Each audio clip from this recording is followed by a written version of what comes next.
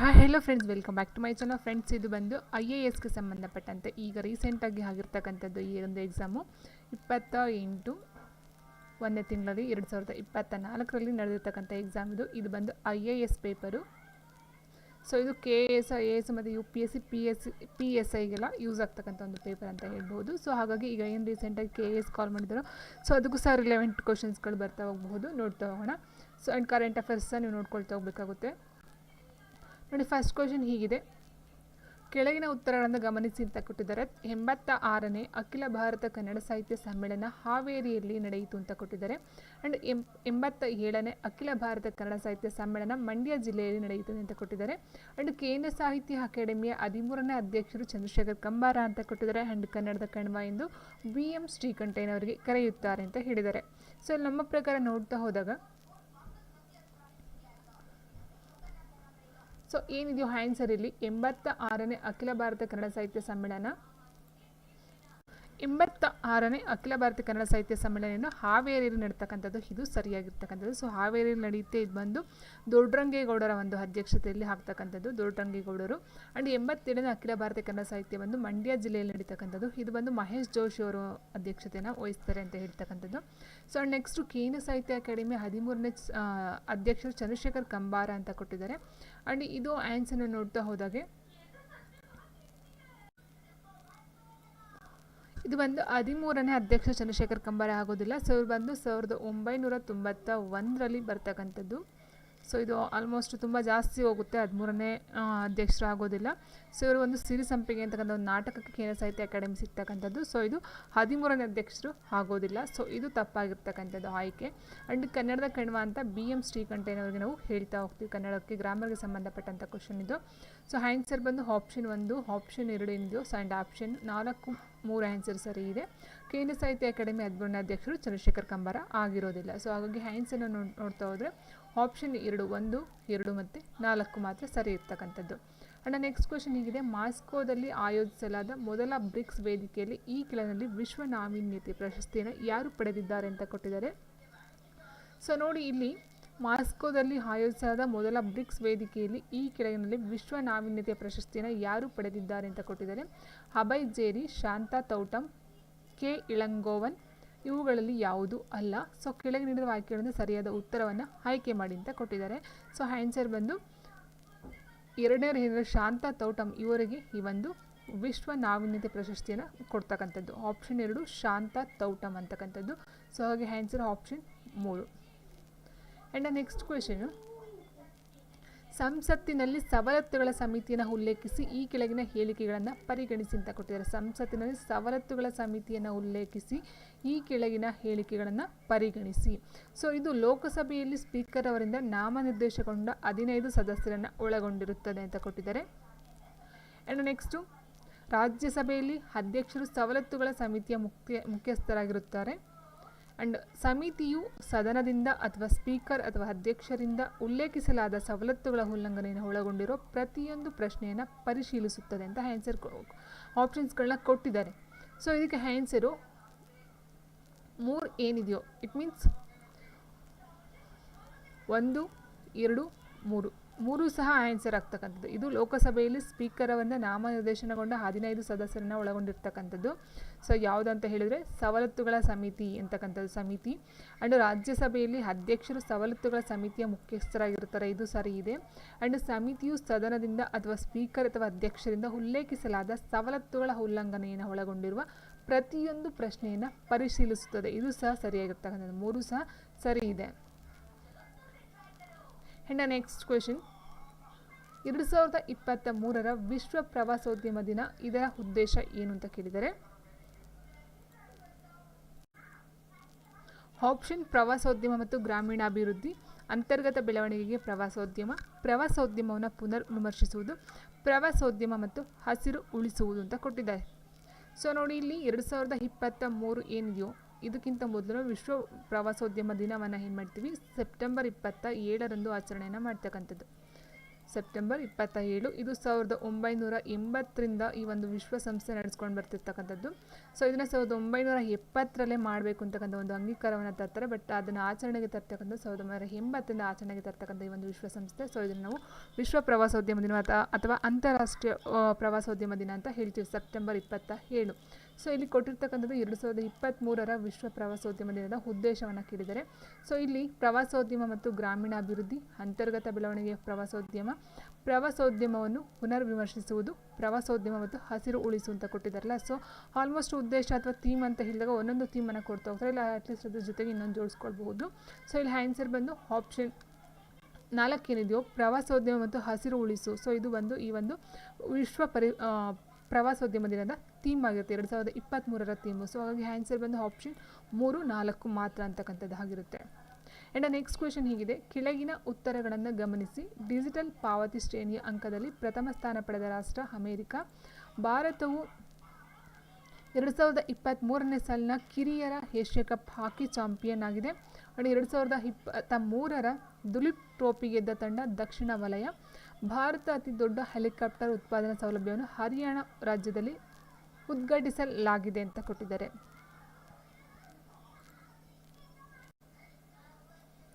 Digital ಪಾವತಿ ಶ್ರೇಣಿ ಅಂಕದಲ್ಲಿ ಪ್ರಥಮ ಸ್ಥಾನ ಪಡೆದಂಥ ರಾಷ್ಟ್ರ ಅಂತ ಹೇಳಿದ್ರೆ United state. And next second ಬಂದು ಚೀನಾ. ಆ್ಯಂಡ್ ಥರ್ಡ್ ಬಂದು ಥರ್ಡ್ ಬಂದು ಭಾರತ. ಸೊ ಹಾಗಾಗಿ ಆನ್ಸರ್ ಇದು ತಪ್ಪು.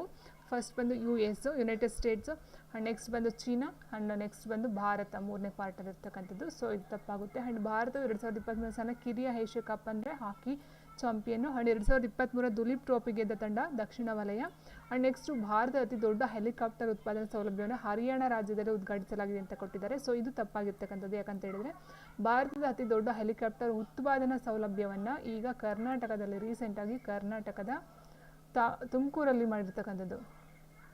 ಸೊ ಹಾಗಾಗಿ ಆನ್ಸರ್ ಬಂದು ಆಪ್ಷನ್ 2 ಮತ್ತು 3 ಮಾತ್ರ ಸರಿ ಇರ್ತಕ್ಕಂಥದ್ದು. ಆಪ್ಷನ್ 2 ಮತ್ತು 3.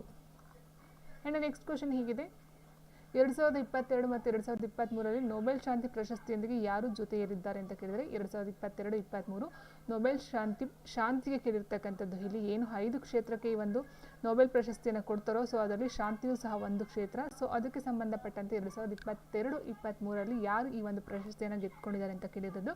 ಸೊ ಇಲ್ಲಿ ಅಲೆಸ್ ಬಿಯಲಿಯಾಡ್ಸ್ಕಿ ಅಂತ ಕೊಟ್ಟಿದ್ದಾರೆ, ನರ್ಗಿಸ್ ಮೊಹಮ್ಮದಿ, ಹನ್ನೆ ಎರಾನಕ್ಸ್ ಮತ್ತು ಸ್ವಾತೆ ಪೋಬೋ ಅಂತ ಕೊಟ್ಟಿದ್ದಾರೆ. ಸೊ ಆನ್ಸರ್ ಬಂದು ಅಲೆಸ್ ಬಿಯಲಿಯಾಡ್ಸ್ಕಿ ಅಂತಕ್ಕಂಥದ್ದು ಆ್ಯಂಡ್ ನರ್ಗಿಸ್ ಮೊಹಮ್ಮದಿ. ಸೊ ಇವರಿಬ್ಬರಿಗೆ ಸಿಗ್ತಿರ್ತಕ್ಕಂಥದ್ದು.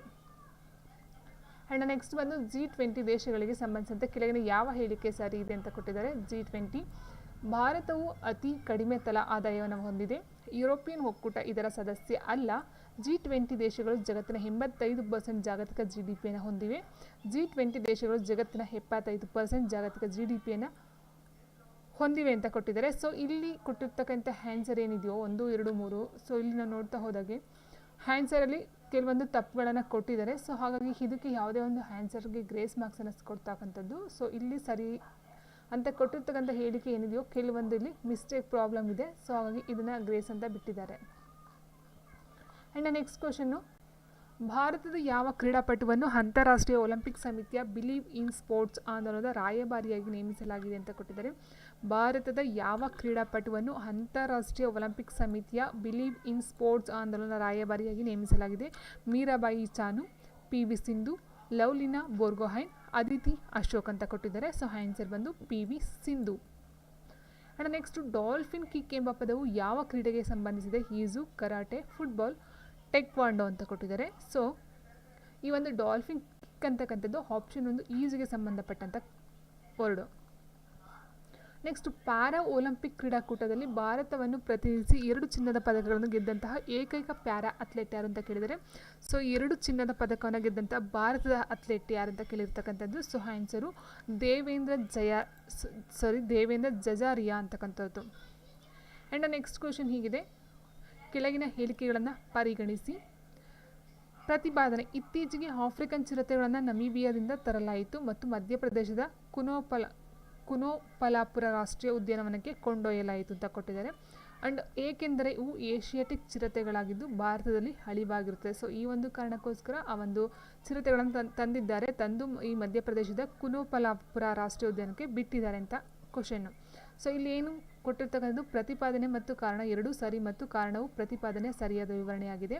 ಪ್ರತಿಪಾದನೆ ಮತ್ತು ಕಾರಣ ಎರಡೂ ಸರಿಯಾದರೆ ಕಾರಣವು ಪ್ರತಿಪಾದನೆಯೇ ಅಲ್ಲ ಅಂತ ಹೇಳಿದರೆ, ಸೊ ಒಂದು ಸರಿ ಒಂದು ತಪ್ಪು, ಅಥವಾ ಪ್ರತಿಪಾದನೆ ಮತ್ತು ಕಾರಣ ಎರಡೂ ಸಹ ತಪ್ಪು ಅಂತ ಕೊಟ್ಟಿದ್ದಾರೆ. ಸೊ ಇದಕ್ಕೆ ಆನ್ಸರು ಇಲ್ಲಿ ಏನು ಕೊಟ್ಟಿದ್ದಾರೋ, ಇತ್ತೀಚೆಗೆ ಆಫ್ರಿಕನ್ ಚಿರತೆಗಳು ನಮೀಬಿಯಾದಿಂದ ತರಿಸಲಾಯಿತು, ಅದು ಸರಿ ಇದೆ. ಮತ್ತು ಇದನ್ನು ಕೋನಪಾಲಪುರ ರಾಷ್ಟ್ರೀಯ ಉದ್ಯಾನವನಕ್ಕೆ ಬಿಟ್ಟಿದ್ದಾರೆ. ಆ್ಯಂಡ್ ನೆಕ್ಸ್ಟ್ ಯಾಕೆ ಅಂತ ಹೇಳಿದರೆ ಇವು ಏಷಿಯಾಟಿಕ್ ಚಿರತೆಗಳದ್ದು ಭಾರತದಲ್ಲಿ ಅಳಿವಾಗಿರ್ತಕ್ಕಂಥ ಒಂದು ಕಾರಣದಿಂದ ಇದನ್ನು ತರಿಸ್ಕೊಂಡಿದ್ದಾರೆ. ಸೊ ಇದೆಲ್ಲ ಸರಿ ಇರ್ತಕ್ಕಂಥದ್ದು. ಸೊ ಹಾಗೆ ಆನ್ಸರು ಆಪ್ಷನ್ 1 ಪ್ರತಿಪಾದನೆ ಮತ್ತು ಕಾರಣ ಎರಡೂ ಸರಿ ಮತ್ತು ಕಾರಣವು ಪ್ರತಿಪಾದನೆ ಸರಿಯಾದ ವಿವರಣೆಯಾಗಿರುತ್ತೆ. ಆ್ಯಂಡ್ ನೆಕ್ಸ್ಟ್ ಕ್ವೆಶನ್, ಈ ಕೆಳಗಿನ ಯಾವ ಹಡಗುಕಟ್ಟೆಯಲ್ಲಿ ಭಾರತದ ವಿಶಿಷ್ಟ ವಾಯುಯಾನ ಸಾಗಣೆ ಮತ್ತು ಅತ್ಯಂತ ದೊಡ್ಡದಾದ ಯುದ್ಧದ ಹಡಗು INS ವಿಕ್ರಾಂತನ ನಿರ್ಮಿಸಲಾಯಿತು? ಈ ಕೆಳಗಿನ ಯಾವ ಹಡಗುಕಟ್ಟೆಯಲ್ಲಿ ಭಾರತದ ವಿಶಿಷ್ಟ ವಾಯುಯಾನ ಸಾಗಣೆ ಮತ್ತು ಅತ್ಯಂತ ದೊಡ್ಡದಾದ ಯುದ್ಧದ ಹಡಗು INS ವಿಕ್ರಾಂತ ಯಾವುದಂತ ಕೇಳ್ತಾರೆ. ಇಲ್ಲಿ INS ವಿಕ್ರಾಂತನ ನಿರ್ಮಿಸಲಾಯಿತು ಅಂತ ಕೇಳಿದರೆ ಯಾವ ಹಡಗುಕಟ್ಟೆ? ಹಿಂದೂಸ್ತಾನ, ಕೊಚ್ಚಿನ, ಗೋವಾದಲ ಅಥವಾ ABಜಿನಲ್ಲ ಅಂತ ಕೇಳಿರೋದು. ಸೊ ಇದು ಬಂದು ಕೊಚ್ಚಿನ್ ಹಡಗುಕಟ್ಟೆ ನಿಯಮಿತ ಅದರಲ್ಲಿ ಈ ಒಂದು INS ವಿಕ್ರಾಂತನ ನಿರ್ಮಾಣವನ್ನು ಮಾಡಿರ್ತಾರೆ. ಆ್ಯಂಡ್ ನೆಕ್ಸ್ಟ್ ಬಂದು ಕಾಚಲ್ ದ್ವೀಪಕ್ಕೆ ಸಂಬಂಧಿಸಿದಂತೆ ಈ ಕೆಳಗಿನ ಹೇಳಿಕೆಗಳನ್ನು ಪರಿಗಣಿಸಿ. ಕಾಚಲ್ ದ್ವೀಪಕ್ಕೆ ಸಂಬಂಧಿಸಿದಂತೆ ಈ ಕೆಳಗಿನ ಹೇಳಿಕೆಗಳನ್ನು ಪರಿಗಣಿಸಿ. ಸೊ ಇದು ಬಂದು ಭಾರತದ ನಿಕೋಬಾರ್ ದ್ವೀಪ ಸಮೂಹದ ಭಾಗವಾಗಿದೆ ಅಂತ ಕೊಟ್ಟಿದ್ದಾರೆ. ಆ್ಯಂಡ್ ನೆಕ್ಸ್ಟು ನ್ಯಾಷನಲ್ ಏರೋನಾಟಿಕ್ಸ್ ಮತ್ತು ಸ್ಪೇಸ್ ಆರ್ಗನೈಸೇಷನ್ ಇತ್ತೀಚೆಗೆ ನಡೆಸಿದ ಅಧ್ಯಯನದ ಫಲಿತವು ಈ ದ್ವೀಪದ 90% ಹೆಚ್ಚಿನ ಮ್ಯಾಂಗ್ರೋವ್ ಸುನಾಮಿಯಿಂದ ನಾಶವಾಗಿದೆ ಅಂತಕ್ಕಂಥದ್ದು. ಸೊ ಇದು ಭಾರತದ ನಿಕೋಬಾರ್ ದ್ವೀಪ ಸಮೂಹದಲ್ಲಿ ಕಂಡುಬರುತ್ತೆ ಮತ್ತು ಇದು 90% ಹೆಚ್ಚಿನ ಮ್ಯಾಂಗ್ರೋವ್ ಸುನಾಮಿಯಿಂದ ನಾಶ ಸಹ ಆಗಿದೆ ಅಂತಕ್ಕಂಥದ್ದು ವರದಿ ಇದೆ. ಸೊ ಇದರಲ್ಲಿ ಎಷ್ಟು ಸರಿ ಎಷ್ಟು ತಪ್ಪು ಅಂತಕ್ಕಂಥದ್ದು. ಸೊ ಇದಕ್ಕೆ ಆನ್ಸರು ಆಪ್ಷನ್ 1 ಮಾತ್ರ ಸರಿ ಇರ್ತಕ್ಕಂಥದ್ದು. ಆಪ್ಷನ್ 1 ಇದು ಭಾರತದ ಒಂದು ಅಂಡಮಾನ್ ಮತ್ತು ನಿಕೋಬಾರ್ ಅಂತ ಏನಿದೆಯೋ, ಸೊ ಇಲ್ಲಿ ನಿಕೋಬಾರ್ ದ್ವೀಪ ಸಮೂಹದ ಒಂದು ಭಾಗವಾಗಿದೆ. ಆ್ಯಂಡ್ ನೆಕ್ಸ್ಟ್ ಬಂದು ಪ್ರತಿಪಾದನೆ 1, ಕೆನ್ ಮತ್ತು ಬೆಟ್ವಾ ನದಿಗಳನ್ನು ಜೋಡಿಸುವುದಕ್ಕಾಗಿ ಕೇಂದ್ರ ಸರ್ಕಾರವು ಕೆನ್ ಬೆಟ್ವಾ ಜೋಡಣಾ ಪ್ರಾಧಿಕಾರವನ್ನು ರಚಿಸಿದೆ ಅಂತ ಕೊಟ್ಟಿದ್ದಾರೆ.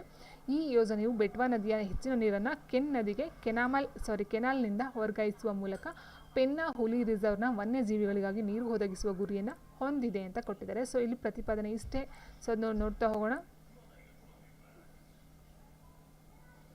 ಸೊ ನೋಡ್ತಾ ಹೋದಾಗೆ ಆಪ್ಷನ್ ಏನಿದೆಯೋ ಪ್ರತಿಪಾದನೆ A ಮತ್ತು ಪ್ರತಿಪಾದನೆ B ಆರ್ ಕೊಟ್ಟಿದ್ದಾರಲ್ಲ ಕಾರಣ ರೀಸನು. ಸೊ ಇದು ಸಹ ಪ್ರತಿಪಾದನೆ 1ಕ್ಕೆ ಸರಿಯಾಗಿರ್ತಕ್ಕಂಥ ಒಂದು ರೀಸನು. ಸೊ ಹಾಗಾಗಿ ಆನ್ಸರ್ ನಾವು ತೊಗೊಳ್ತಾ ಹೋದಾಗ ಆಪ್ಷನ್ 1. ಸೊ ಪ್ರತಿಪಾದನೆ ಮತ್ತು ಕಾರಣ ಎರಡೂ ಸಹ ಸರಿ ಇದೆ ಮತ್ತು ಕಾರಣ ಪ್ರತಿಪಾದನೆಗೆ ಸರಿಯಾದ ಒಂದು ವಿವರಣೆ ಆಗಿರುತ್ತೆ.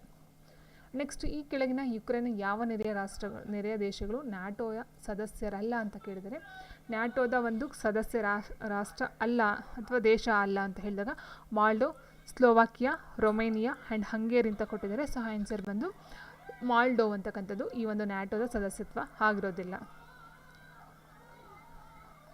ಆ್ಯಂಡ್ ನೆಕ್ಸ್ಟು ಪಟ್ಟಿ 1 ಪಟ್ಟಿ 2 ಕೊಟ್ಟಿದ್ದಾರೆ. ಸಮಾವೇಶ ಮತ್ತು ನಡೆದಂಥ ಸ್ಥಳವನ್ನು ನಾವಿಲ್ಲಿ ಮ್ಯಾಚ್ ಮಾಡಿ ಬರೀಬೇಕಾಗುತ್ತೆ. ಫಸ್ಟ್ ಏನು ಕೊಟ್ಟಿದ್ದ 13ನೇ ಪೀಟರ್ಸ್ಬರ್ಗ್ ಹವಾಮಾನ ಚರ್ಚೆ ಅಂತ ಕೊಟ್ಟಿದ್ದಾರೆ. ಸೊ ಈ ಒಂದು 13ನೇ ಪೀಟರ್ಸ್ಬರ್ಗ್ ಹವಾಮಾನ ಚರ್ಚೆ ಬಂದು ಈ ಬರ್ಲಿನಲ್ಲಿ ನಡೀತಕ್ಕಂಥದ್ದು. ಆ್ಯಂಡ್ ನೆಕ್ಸ್ಟು 65ನೇ ಕಾಮನ್ವೆಲ್ತ್ ಸಂಸದೀಯ ಸಮಾವೇಶ ಬಂದು ಹ್ಯಾಲಿಫ್ಯಾಕ್ಸಲ್ಲಿ ನಡೀತಕ್ಕಂಥದ್ದು. ಆ್ಯಂಡ್ 22ನೇ ಶಾಂಘೈ ಸಹಕಾರ ಸಂಸ್ಥೆ ಸಮಾವೇಶ ಏನಿದೆಯೋ, ಸೊ ಇದು ಸೇಮ್ ಸಮರ್ಕಂಡ್ ಅಂತಕ್ಕಂಥದ್ದು. ಆ್ಯಂಡ್ ಗುಂಪು 7 G7 ಸಮಾವೇಶ ಬಂದು ಸ್ಕಾಲ್ ಎಲ್ಮೌ ಬವೇರಿಯಾ. ಸೊ ಇದರಲ್ಲಿ ನಡೀತಕ್ಕಂಥದ್ದು. ಸೊ ಹೀಗಾಗಿ ಆನ್ಸರ್ ಬಂದು ಎಗೆ 2, ಬಿಗೆ 1, ಸಿ ಬಂದು ಸೇಮ್ ಸಮರ್ಕಂಡು, ಡಿ ಬಂದು 4 ಆನ್ಸರು. ಆ್ಯಂಡ್ ನೆಕ್ಸ್ಟ್ ಕ್ವೆಶನ್ ಹೀಗಿದೆ, ಕೆಳಗಿನ ಹೇಳಿಕೆಗಳನ್ನು ಪರಿಗಣಿಸಿ ಪ್ರತಿಪಾದನೆಯನ್ನು ಕೊಟ್ಟಿದ್ದಾರೆ. ರಷ್ಯಾ ಉಕ್ರೇನ್ ಯುದ್ಧದ ನಂತರ ಅಂತಾರಾಷ್ಟ್ರೀಯ ಮಾರುಕಟ್ಟೆಯಲ್ಲಿ ಗೋಧಿಯ ಬೆಲೆಯು ವಿಪರೀತವಾಗಿ ಹೆಚ್ಚಿದೆ. ಇತ್ತೀಚಿನ ವರ್ಷಗಳಲ್ಲಿ ರಷ್ಯಾ ಮತ್ತು ಉಕ್ರೇನ್ಗಳು ಗೋಧಿಯ ಜಾಗತಿಕ ರಫ್ತಿನ ಕಾಲು ಭಾಗ ಸಹಯೋಗವನ್ನು ಹೊಂದಿದ್ದವು ಅಂತ ಕೊಟ್ಟಿದ್ದಾರೆ.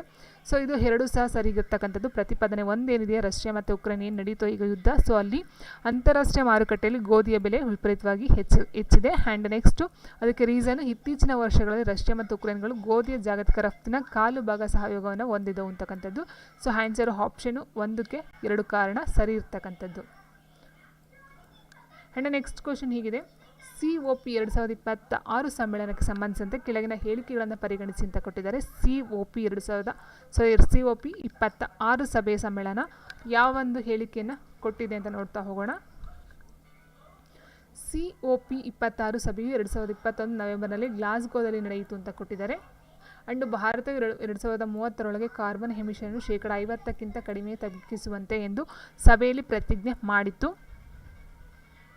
ಅಂಡ್ ನೆಕ್ಸ್ಟ್ ಬಂದು 2030 500 GW ಪಳೆಯುಳಿಕೆ ಇಲ್ಲದ ಇಂಧನ ಅಳವಡಿಸಿಕೊಳ್ಳುವುದಾಗಿಯೂ ಸಹ ಭಾರತ ಪ್ರತಿಜ್ಞೆಯನ್ನು ಮಾಡಿದೆ ಅಂತ ಕೊಟ್ಟಿದ್ದಾರೆ. ಸೊ ಆನ್ಸರ್ ಬಂದು COP 26 ಸಭೆಯು 2021 ನವೆಂಬರ್ ಗ್ಲಾಸ್ಗೋದಲ್ಲಿ ನಡೀತಕ್ಕಂಥದ್ದು. ಆ್ಯಂಡ್ 2030 500 GW ಪಳೆಯುಳಿಕೆ ಇಲ್ಲದ ಇಂಧನ ಅಳವಡಿಸಿಕೊಳ್ಳುವುದಾಗಿಯೂ ಸಹ ಭಾರತ ಪ್ರತಿಜ್ಞೆ ಮಾಡಿದೆ. ಸೊ ಇದು ತಪ್ಪಾಗಿರ್ತಕ್ಕಂಥದ್ದು. ಆ್ಯಂಡ್ ನೆಕ್ಸ್ಟು ಇತ್ತೀಚೆಗೆ ಕರ್ನಾಟಕ ಕೆಳಗಿನ ಯಾವ ಸ್ಥಳಗಳನ್ನು ರಾಮ್ಸರ್ ಸೈಟ್ಗಳ ಅಡಿಯಲ್ಲಿ ಸೇರಿಸಲಾಗಿದೆ ಅಂತ ಕೊಟ್ಟಿದ್ದಾರೆ. ಮಂಡಗದ್ದೆ, ಕೊಕ್ಕರಬೆಳ್ಳೂರು ಪಕ್ಷಿಧಾಮ, ರಾಮದೇವರ ಬೆಟ್ಟ ರಣಹದ್ದು ಆ್ಯಂಡ್ ರಂಗನತಿಟ್ಟು ಪಕ್ಷಿಧಾಮ ಅಂತ ಕೊಟ್ಟಿದ್ದಾರೆ. ಸೊ ಇಲ್ಲಿ ಯಾವ ಸ್ಥಳಗಳನ್ನು ಅಂತ ಕೊಟ್ಟು ಜಸ್ಟ್ ಒಂದೊಂದು ಮಾತ್ರ ಇದೆ. ಸೊ ಆನ್ಸರ್ ಬಂದು ರಂಗನತಿಟ್ಟು ಪಕ್ಷಿಧಾಮ. And next question, Bharat supreme ಕೋರ್ಟ್ನ ಮೊದಲ ಮಹಿಳಾ ನ್ಯಾಯಾಧೀಶರು ಯಾರು ಅಂತ ಕೇಳಿದರೆ ನ್ಯಾಯಮೂರ್ತಿ ರುಮಾ ಫಾಲು, ಫಾತಿಮಾ ದೇವಿ, ನಾಗರತ್ನ, ಸುಜಾತ ಮನೋಹರ್ ಅಂತ ಕೊಟ್ಟಿದ್ದಾರೆ. ಸೊ ಆನ್ಸರ್ ಬಂದು ನ್ಯಾಯಮೂರ್ತಿ ಫಾತಿಮಾ ದೇವಿ. ನೆಕ್ಸ್ಟು ಪ್ರವಾದಿ ಗೀತೆ ಕಾದಂಬರಿಯನ್ನು ಬರೆದವರು ಯಾರು ಅಂತ ಕೇಳಿದರೆ ಪ್ರವಾದಿ ಗೀತೆ ಬಂದು ಪಾಲ್ ಲಿಂಚ್ ಅಂತಕ್ಕಂಥವ್ರು. ಆ್ಯಂಡ್ ನೆಕ್ಸ್ಟ್ ಕ್ವಶನ್ ಹೀಗಿದೆ, ಭಾರತ ಸರ್ಕಾರವು ಸ್ವಾಮಿತ್ವ ಯೋಜನೆಯನ್ನು ಪ್ರಾರಂಭಿಸಲ್ಪಟ್ಟ ಉದ್ದೇಶವೇನೆಂದರೆ ಇದಕ್ಕೆ ಮೇನ್ ಉದ್ದೇಶ ಅಂತ ಹೇಳಿದರೆ ಗ್ರಾಮೀಣ ಜನವಸತಿ ಪ್ರದೇಶಗಳಲ್ಲಿ ಆಸ್ತಿಯ ಸ್ಪಷ್ಟ ಮಾಲೀಕತ್ವವನ್ನು ಸ್ಥಾಪಿಸುವ ಸಲುವಾಗಿ ಈ ಒಂದು ಸ್ವಾಮಿತ್ವ ಯೋಜನೆಯನ್ನು ಜಾರಿಗೆ ತರ್ತಕ್ಕಂಥದ್ದು. ಆ್ಯಂಡ್ ನೆಕ್ಸ್ಟ್ ಭೌಗೋಳಿಕವಾಗಿ ಕರ್ನಾಟಕವು ಯಾವ ಅಕ್ಷಾಂಶ ಮತ್ತು ರೇಖಾಂಶಗಳ ನಡುವೆ ಕಂಡುಬರುತ್ತೆ ಅಂತ ಕೊಟ್ಟಿದ್ದಾರೆ. ಸೊ ಇದು ಬಂದು 11 ಡಿಗ್ರಿ 31 ಮತ್ತು ರೇಡಿಯನ್ನು, 18 ಡಿಗ್ರಿ 14 ರೇಡಿಯನ್ ಉತ್ತರ ಅಕ್ಷಾಂಶ ಮತ್ತು 74 ಡಿಗ್ರಿ 12 ರೇಡಿಯನ್ ಮತ್ತು 78 ಡಿಗ್ರಿ 10 ರೇಡಿಯನ್ ಪೂರ್ವ ರೇಖಾಂಶದಲ್ಲಿ ಬರ್ತಕ್ಕಂಥದ್ದು. ಆ್ಯಂಡ್ ನೆಕ್ಸ್ಟು 2022-23 ಭಾರತೀಯ ಅರಣ್ಯ ಸಮೀಕ್ಷೆಯ ಪ್ರಕಾರ ಕರ್ನಾಟಕದಲ್ಲಿ ಯಾವ ಜಿಲ್ಲೆಯಲ್ಲಿ ಕಡಿಮೆ ಅರಣ್ಯ ಪ್ರದೇಶವಿದೆ ಅಂತ ಕೊಟ್ಟಿದ್ದಾರೆ. So answer option 4 Vijayapura. Next tomb of and ಕೃತಿಯನ್ನು ಹಿಂದಿ ಭಾಷೆಗೆ ಭಾಷಾಂತರಗೊಳಿಸಿ ಅಂತಾರಾಷ್ಟ್ರೀಯ ಬುಕರ್ ಪ್ರಶಸ್ತಿ 2022 ಪ್ರಶಸ್ತಿಯನ್ನು ಪಡೆದಂಥ ಪ್ರಥಮ ಭಾರತೀಯ ಲೇಖಕ ಯಾರು ಅಂತ ಕೇಳಿದ್ದಾರೆ. ಸೊ ಇವ್ರು ಬಂದು ಗೀತಾಂಜಲಿ ಶ್ರೀರವರು. ಸೊ ಫಸ್ಟು 26ನೇ ಕ್ವಶನ್ ಹೀಗಿದೆ, 2023 ಆಸ್ಕರ್ ಪ್ರಶಸ್ತಿ ಪಡೆದ ಭಾರತೀಯ ಸಾಕ್ಷ್ಯಚಿತ್ರ ದ ಎಲಿಫೆಂಟ್ ವಿಸ್ಪರರ್ಸ್ ಅನ್ನು ನಿರ್ದೇಶಿಸಿದವರು ಯಾರು ಅಂತ ಕೇಳಿದರೆ. ಸೊ ಆಪ್ಷನ್ ಹೀಗಿದೆ, ಮಣಿರತ್ನಂ, ಕಾರ್ತಿಕಿ ಗೋನ್ಸಾಲ್ವೆಸ್, ಸತ್ಯಜಿತ್ ರೇ, AR ರೆಹಮಾನ್ ಅಂತ ಕೊಟ್ಟಿದೆ. ಸೊ ಇದು 2024 ಪ್ರಶ್ನೆ ಪತ್ರಿಕೆ ಆಗಿರೋದ್ರಿಂದ ಸೊ ಇಲ್ಲಿ ಕೊಡ್ತಕ್ಕಂಥ ಕರೆಂಟ್ ಅಫೇರ್ಸ್ ಆಗಿರ್ಬೋದು, ಜನರಲ್ ಆಗಿರ್ಬೋದು. So KS, IAS, UPSC, PSI ಈಗೇನು ಕಾಲ್ ಮಾಡಿದರೆ PSI ಮತ್ತು KSಗೆಲ್ಲ ಸಹ ಯೂಸ್ ಆಗ್ತಕ್ಕಂಥದ್ದು. ವಿಲೇಜ್ ಅಕೌಂಟೆಂಟ್ ಮತ್ತು PDOಗೂ ಸಹ ಈ ಒಂದು ಕರೆಂಟ್ ಅಫೇರ್ಸ್ ಆಗಿರ್ಬೋದು, GK ಆಗಿರ್ಬೋದು ನೀಟಾಗಿ ಯೂಸ್ ಆಗ್ತಕ್ಕಂಥದ್ದು. ಸೊ ಹಾಗಾಗಿ ಈ ಒಂದು ಪೇಪರ್ನ ಹಾರಿಸ್ಕೊಂಡಿದ್ದೀನಿ. ಸೊ 2023 ಆಸ್ಕರ್ ಪ್ರಶಸ್ತಿಯನ್ನು ಪಡೆದ ಭಾರತೀಯ ಸಾಕ್ಷ್ಯಚಿತ್ರದ ಎಲಿಫೆಂಟ್ ವಿಸ್ಪರರ್ಸ್ ಅನ್ನು ನಿರ್ದೇಶನವನ್ನು ಮಾಡಿದವರು ಯಾರು ಅಂತ ಕೇಳಿದರೆ. ಸೊ ಆನ್ಸರ್ ಬಂದು ಆಪ್ಷನ್ 2 ಕಾರ್ತಿಕಿ ಗೋನ್ಸಾಲ್ವೆಸ್ ಅಂತಕ್ಕಂಥವ್ರು ಈ ಒಂದು ಪ್ರಶಸ್ತಿಯನ್ನು ಪಡ್ಕೊಳ್ತಾರೆ. ಸೊ ಇಟ್ ಮೀನ್ಸ್ ಚಿತ್ರ ಪ್ರಶಸ್ತಿಯನ್ನು ಪಡ್ಕೊಂಡು ಸಹ ಅದನ್ನು ನಿರ್ದೇಶನವನ್ನು ಮಾಡ್ತಕ್ಕಂಥವ್ರು ಕಾರ್ತಿಕಿ ಗೋನ್ಸಾಲ್ವೆಸ್ ಅಂತಕ್ಕಂಥದ್ದು. ಸೊ ಭಾರತಕ್ಕೆ ಒಟ್ಟು 2 ಆಸ್ಕರ್ ಪ್ರಶಸ್ತಿಗಳು ದೊರಕ್ತವೆ 2023 2 ಬರ್ತಕ್ಕಂಥದ್ದು. ಒಂದು RRR ಅಂತ ಮೂವಿಗೆ ನಾಟು ಅಂತಕ್ಕಂಥ ಒಂದು ಸಾಂಗಿಗೆ ಬರ್ತಕ್ಕಂಥದ್ದು. ಎರಡನೇದು ದ ಎಲಿಫೆಂಟ್ ವಿಸ್ಪರರ್ಸ್ ಅಂತಕ್ಕಂಥ ಒಂದು ಚಿತ್ರಕ್ಕೂ ಸಹ ಸಿಗ್ತಾ ಹೋಗುತ್ತೆ. ಸೊ ನೋಡಿ, ಇದು ಆಸ್ಕರ್ ಅವಾರ್ಡ್ 2023 ಪ್ರಶಸ್ತಿಗಳು. ಭಾರತಕ್ಕೆ ಸಿಕ್ಕಂಥ 2 ಪ್ರಶಸ್ತಿ ಅಂತ ಹೇಳಿದರೆ ಒಂದು RR ಸಿನಿಮಾದ ನಾಡು ಹಾಡಿಗೆ ಮತ್ತು ಇನ್ನೊಂದು ದ ಎಲಿಫೆಂಟ್ ವಿಸ್ಪರರ್ಸ್ ಅಂತಕ್ಕಂಥದ್ದು ಬೆಸ್ಟ್ ಡಾಕ್ಯುಮೆಂಟರಿ ಶಾರ್ಟ್ ವಿಭಾಗದಲ್ಲಿ 2 ಪ್ರಶಸ್ತಿಗಳು ಇಂಡಿಯಾಗೆ ಸಿಗ್ತಕ್ಕಂಥ ಇದು 2023 ಆ್ಯಂಡ್ ಇದರ ಒಂದು ಸಂಗೀತ ಸಂಯೋಜಕ ಅಂದರೆ ಇಟ್ ಮೀನ್ಸ್ ಈ ನಾಟು ಹಾಡಿನ ಸಂಯೋಜಕರು ಅಂತ ಹೇಳಿದರೆ MM ಕೀರವಾಣಿ ಅಂತಕ್ಕಂಥವ್ರು. ಆ್ಯಂಡ್ ನೆಕ್ಸ್ಟ್ ಈಗ ಇದು 2023 95ನೇ ಅಕಾಡೆಮಿ ಆಗಿರುತ್ತೆ. ಸೊ 96 2024 ಸಹ ಆಲ್ರೆಡಿ ಆಗಿರ್ತಕ್ಕಂಥದ್ದು. ಸೊ ಇದರಲ್ಲಿ ಈ ಅಮೆರಿಕಾದಲ್ಲಿ ನಡೀತಕ್ಕಂಥ ಲಾಸ್ ಏಂಜಲೀಸ್ನಲ್ಲಿರುವ ಡಾಲ್ಫಿ ಥಿಯೇಟರ್ನಲ್ಲಿ ಈ ಒಂದು ಆಸ್ಕರ್ ಪ್ರಶಸ್ತಿಯನ್ನು ಕೊಡ್ತಕ್ಕಂಥ ಒಂದು ಇವೆಂಟ್ ನಡೀತಕ್ಕಂಥದ್ದು. ಇಲ್ಲಿ ಅಮೆರಿಕದ ಲಾಸ್ ಏಂಜಲೀಸ್ನಲ್ಲಿರ್ತಕ್ಕಂಥ ಡಾಲ್ಫಿ ಥಿಯೇಟರ್ನಲ್ಲಿ ನಡೀತಕ್ಕಂಥದ್ದು 96ನೇ ಆಸ್ಕರ್ ಪ್ರಶಸ್ತಿ ಅವಾರ್ಡು. ಸೊ ಇಲ್ಲಿ ಬಂದಿರತಕ್ಕಂಥ ಇದರಲ್ಲಿ ಯಾರ್ಯಾರು ಸಿಕ್ಕಿದೆ ಅಂತ ಹೇಳಿದರೆ, ಓಪನ್ ಹೈಮರ್ನ ಚಿತ್ರವು ದೊಡ್ಡ ವಿಜಯವನ್ನು ಪಡ್ಕೊಳ್ಳುತ್ತೆ. ಆ್ಯಂಡ್ ಈ ಒಂದು ಚಿತ್ರದ ನಟ ಅಂತ ಹೇಳಿದ್ರೆ ರಾಬರ್ಟ್ ಡೌನಿ ಜೂನಿಯರ್ ಅವರು ತಮ್ಮ ಮೊದಲ ಆಸ್ಕರ್ ಪ್ರಶಸ್ತಿನ ಪಡ್ಕೊಳ್ತಾರೆ. ಸೊ ಓಪನ್ ಹೈಮರ್ನ ಒಂದು ಚಿತ್ರದಲ್ಲಿ ನಟ ರಾಬರ್ಟ್ ಡೌನಿ ಜೂನಿಯರ್ ಅಂತಕ್ಕಂಥವ್ರು ಫಸ್ಟ್ ಒಂದು ಆಸ್ಕರ್ ಪ್ರಶಸ್ತಿಯನ್ನು ಪಡ್ಕೊಳ್ತಾರೆ. ಆ್ಯಂಡ್ ನೆಕ್ಸ್ಟು ನಟ ಕಿಲಿಯನ್ ಮರ್ಫಿ ಅತ್ಯುತ್ತಮ ನಟ ಪ್ರಶಸ್ತಿ ಮತ್ತು ಕ್ರಿಸ್ಟೋಫರ್ ನೋಲನ್ ಅತ್ಯುತ್ತಮ ನಿರ್ದೇಶಕ ಪ್ರಶಸ್ತಿಯನ್ನು ಪಡ್ಕೊಳ್ತಕ್ಕಂಥದ್ದು. ಸೊ ಒಟ್ಟು ಇಲ್ಲಿ ಬರ್ತಕ್ಕಂಥ ಅಮೇರಿಕಾದವರು. ಸೊ ಭಾರತದಲ್ಲಿ ಅಂತಕ್ಕಂಥದ್ದು ಇಲ್ಲ. ಇಲ್ಲಿ ಆಸ್ಕರ್ ಪ್ರಶಸ್ತಿ 96ನೇ ಅಕಾಡೆಮಿ ಅಂತ ಹೇಳಿದರೆ ಅಮೆರಿಕಾದಲ್ಲಿ ನಡೀತಕ್ಕಂಥದ್ದು. ಇಲ್ಲಿ ಪಡ್ಕೊಂಡಂಥ ಒಂದು ಚಿತ್ರ ಅಂತ ಹೇಳಿದ್ರೆ ಓಪನ್ ಹೈಮರ್ ಅಂತಕ್ಕಂಥ ಚಿತ್ರ.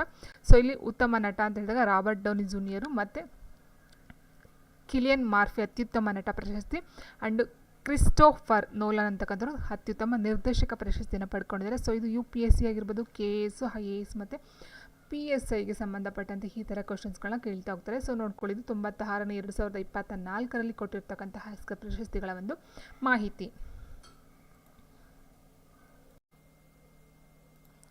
27ನೇ ಕ್ವಶನ್ ಹೇಗಿದೆ, ಚಂದ್ರಯಾನ 3ಕ್ಕೆ ಸಂಬಂಧಿಸಿದಂತೆ ಕೆಳಗಿನ ಯಾವುದು ಸರಿಯಾಗಿದೆ ಅಂತ ಕೊಟ್ಟಿದ್ದಾರೆ.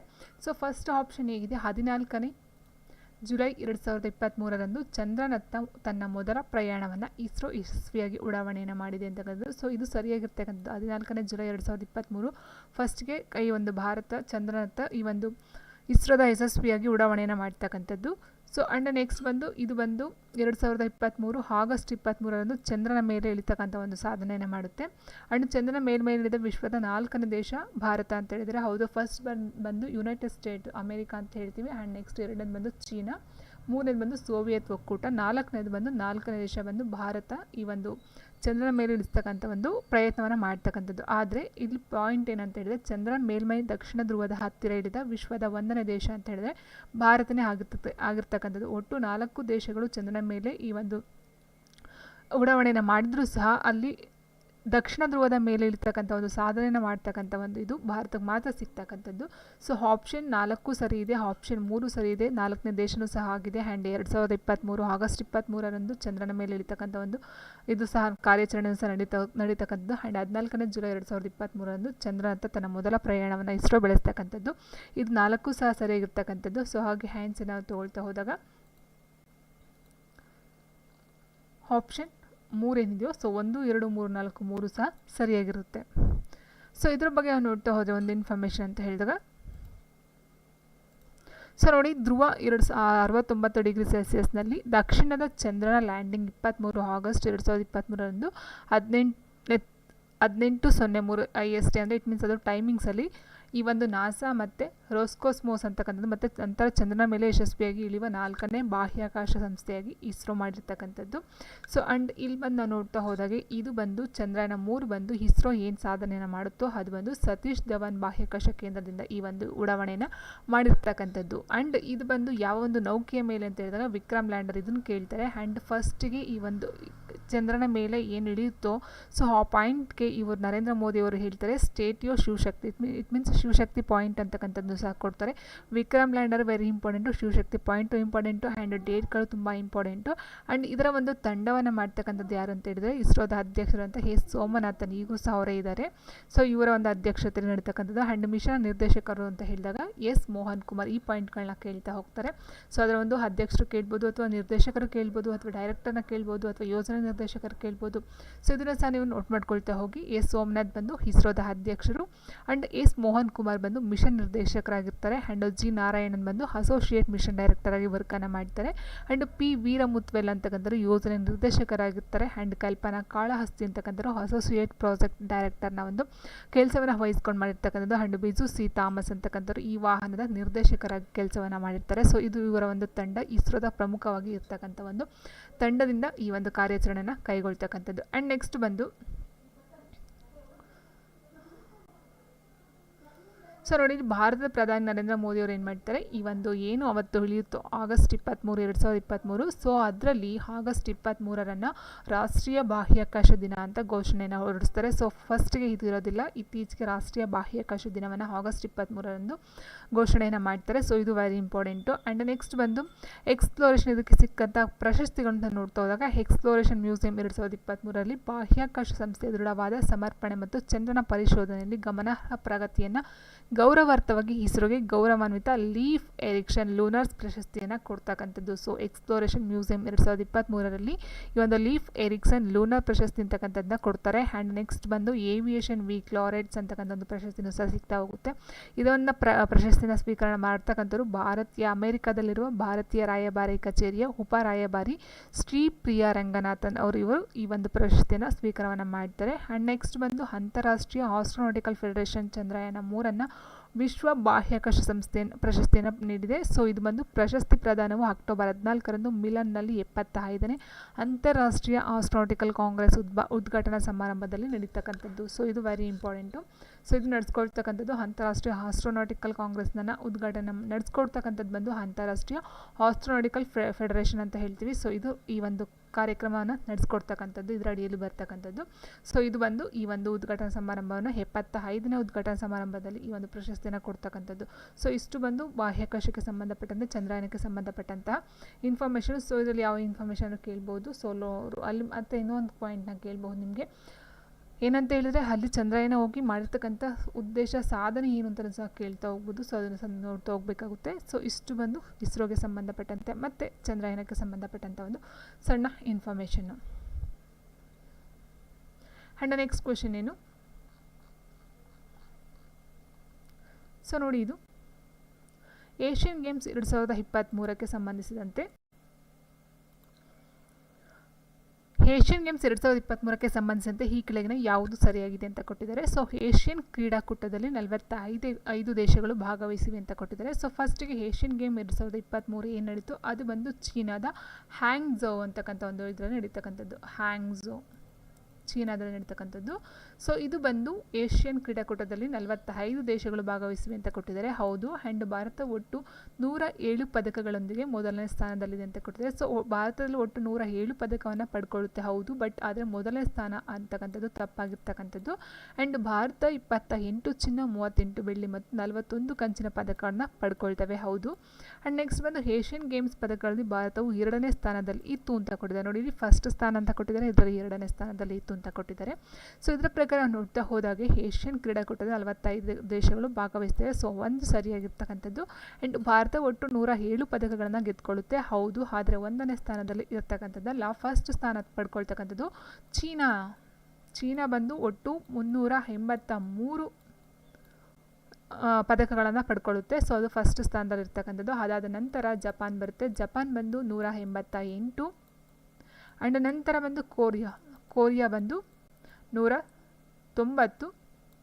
ಆ್ಯಂಡ್ ನೆಕ್ಸ್ಟ್ ಬಂದು ಇಂಡಿಯಾ ಬಂದು 107 ಬಂದು 4ನೇ ಸ್ಥಾನದಲ್ಲಿ ಈ ಒಂದು ಇಂಡಿಯಾ ಬರ್ತಕ್ಕಂಥದ್ದು. ಸೊ ಹಾಗಾಗಿ ಆಪ್ಷನ್ 2 ಮತ್ತು 4 ಏನಿದೆಯೋ ಸೊ ಇವೆರಡು ತಪ್ಪಾಗಿರ್ತಕ್ಕಂಥದ್ದು. ಸೊ ಯಾಕಂತಂದರೆ 4ನೇ ಸ್ಥಾನದಲ್ಲಿ ಭಾರತ ಬರ್ತಕ್ಕಂಥದ್ದು, ಫಸ್ಟ್ ಸ್ಥಾನ ಬಂದು ಚೀನಾ 383 ಪದಕಗಳನ್ನು ಪಡ್ಕೊಳ್ತಕ್ಕಂಥದ್ದು. ಸೊ ಹಾಗಾಗಿ ಆನ್ಸರು ಆಪ್ಷನ್ 1 ಮತ್ತು ಆಪ್ಷನ್ 3 2 ಮಾತ್ರ ಸರಿಯಾಗಿರ್ತಕ್ಕಂಥದ್ದು. ಸೊ 1 ಮತ್ತು 3. ಸೊ ಹಾಗಾಗಿ ಆಪ್ಷನ್ 2.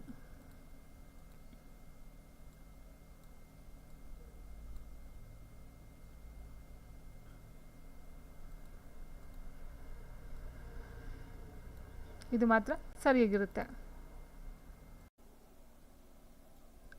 ಈ ಕೆಳಗಿನ ಯಾವ ಮುಖ್ಯಮಂತ್ರಿ ಸಂವಿಧಾನ ರಚನಾ ಸಮಿತಿಯ ಸದಸ್ಯರಾಗಿರಲಿಲ್ಲ ಅಂತ ಕೊಟ್ಟಿದ್ದಾರೆ. Nijalingappa, Kadidal Manjappa, KC. Reddy, Kengal Hanumanthaiah. So answer ಬಂದು ಆಪ್ಷನ್ 2 ಕಡಿದಾಳ್ ಮಂಜಪ್ಪ.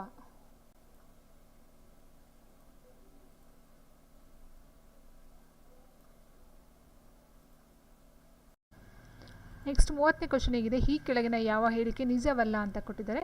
ಬೇರುಬರಿ ಪ್ರಕರಣದಲ್ಲಿ ಸುಪ್ರೀಂ ಕೋರ್ಟ್ ಸಂವಿಧಾನದ ಮುನ್ನುಡಿಯು ಸಂವಿಧಾನದ ಒಂದು ಭಾಗವಲ್ಲ ಅಂತ ಹೇಳಿದೆ. ಕೇಶವಾನಂದ ಭಾರತಿ ಪ್ರಕರಣದಲ್ಲಿ ಸಂವಿಧಾನದ ಮುನ್ನುಡಿ ಸಂವಿಧಾನದ ಭಾಗವಾಗಿದೆ ಎಂದು ಸುಪ್ರೀಂ ಕೋರ್ಟ್ ಹೇಳಿದೆ. ಭಾರತೀಯ ಸಂವಿಧಾನ ಮುನ್ನುಡಿಯನ್ನು ಕೆನಡಾದ ಸಂವಿಧಾನದಿಂದ ತೆಗೆದುಕೊಳ್ಳಲಾಗಿದೆ. ಮುನ್ನುಡಿಯನ್ನು ಇಲ್ಲಿಯವರೆಗೆ ಒಮ್ಮೆ ಮಾತ್ರ ತಿದ್ದುಪಡಿಯನ್ನು ಮಾಡಲಾಗಿದೆ ಅಂತ ಕೊಟ್ಟಿದ್ದಾರೆ. ಸೊ ಇಲ್ಲಿ ನಾವು ನೋಡ್ತಾ ಹೋದಾಗೆ ಭಾರತೀಯ ಸಂವಿಧಾನ ಮುನ್ನುಡಿಯನ್ನು ಕೆನಡಾದಿಂದ ಸಂವಿಧಾನದಿಂದ ತೆಗೆದುಕೊಳ್ಳಲಾಗಿದೆ ಅಂತ ಹೇಳಿದ್ದಾರೆ. ಸೊ ಇದು ತಪ್ಪಾಗಿರ್ತಕ್ಕಂಥ ಆನ್ಸರು. ಆ್ಯಂಡ್ ನೆಕ್ಸ್ಟ್ ಬಂದು ಈ ಒಂದು ಮುನ್ನುಡಿಯನ್ನು ಇಲ್ಲಿಯವರೆಗೆ ಒಮ್ಮೆ ಮಾತ್ರ ತಿದ್ದುಪಡಿ ಮಾಡಿದ್ದಾರೆ ಅಂತ ಹೇಳಿದ್ದಾರೆ. ಸೊ ಇದು ಬಂದು 1976 42ನೇ ತಿದ್ದುಪಡಿಯಲ್ಲಿ ಮಾತ್ರ ಒಂದೇ ಸರಿ ಈ ಒಂದು ತಿದ್ದುಪಡಿಯನ್ನು ಮಾಡಿರ್ತಕ್ಕಂಥದ್ದು. ಇದು ಸರಿಯಾಗಿರ್ತಕ್ಕಂಥದ್ದು.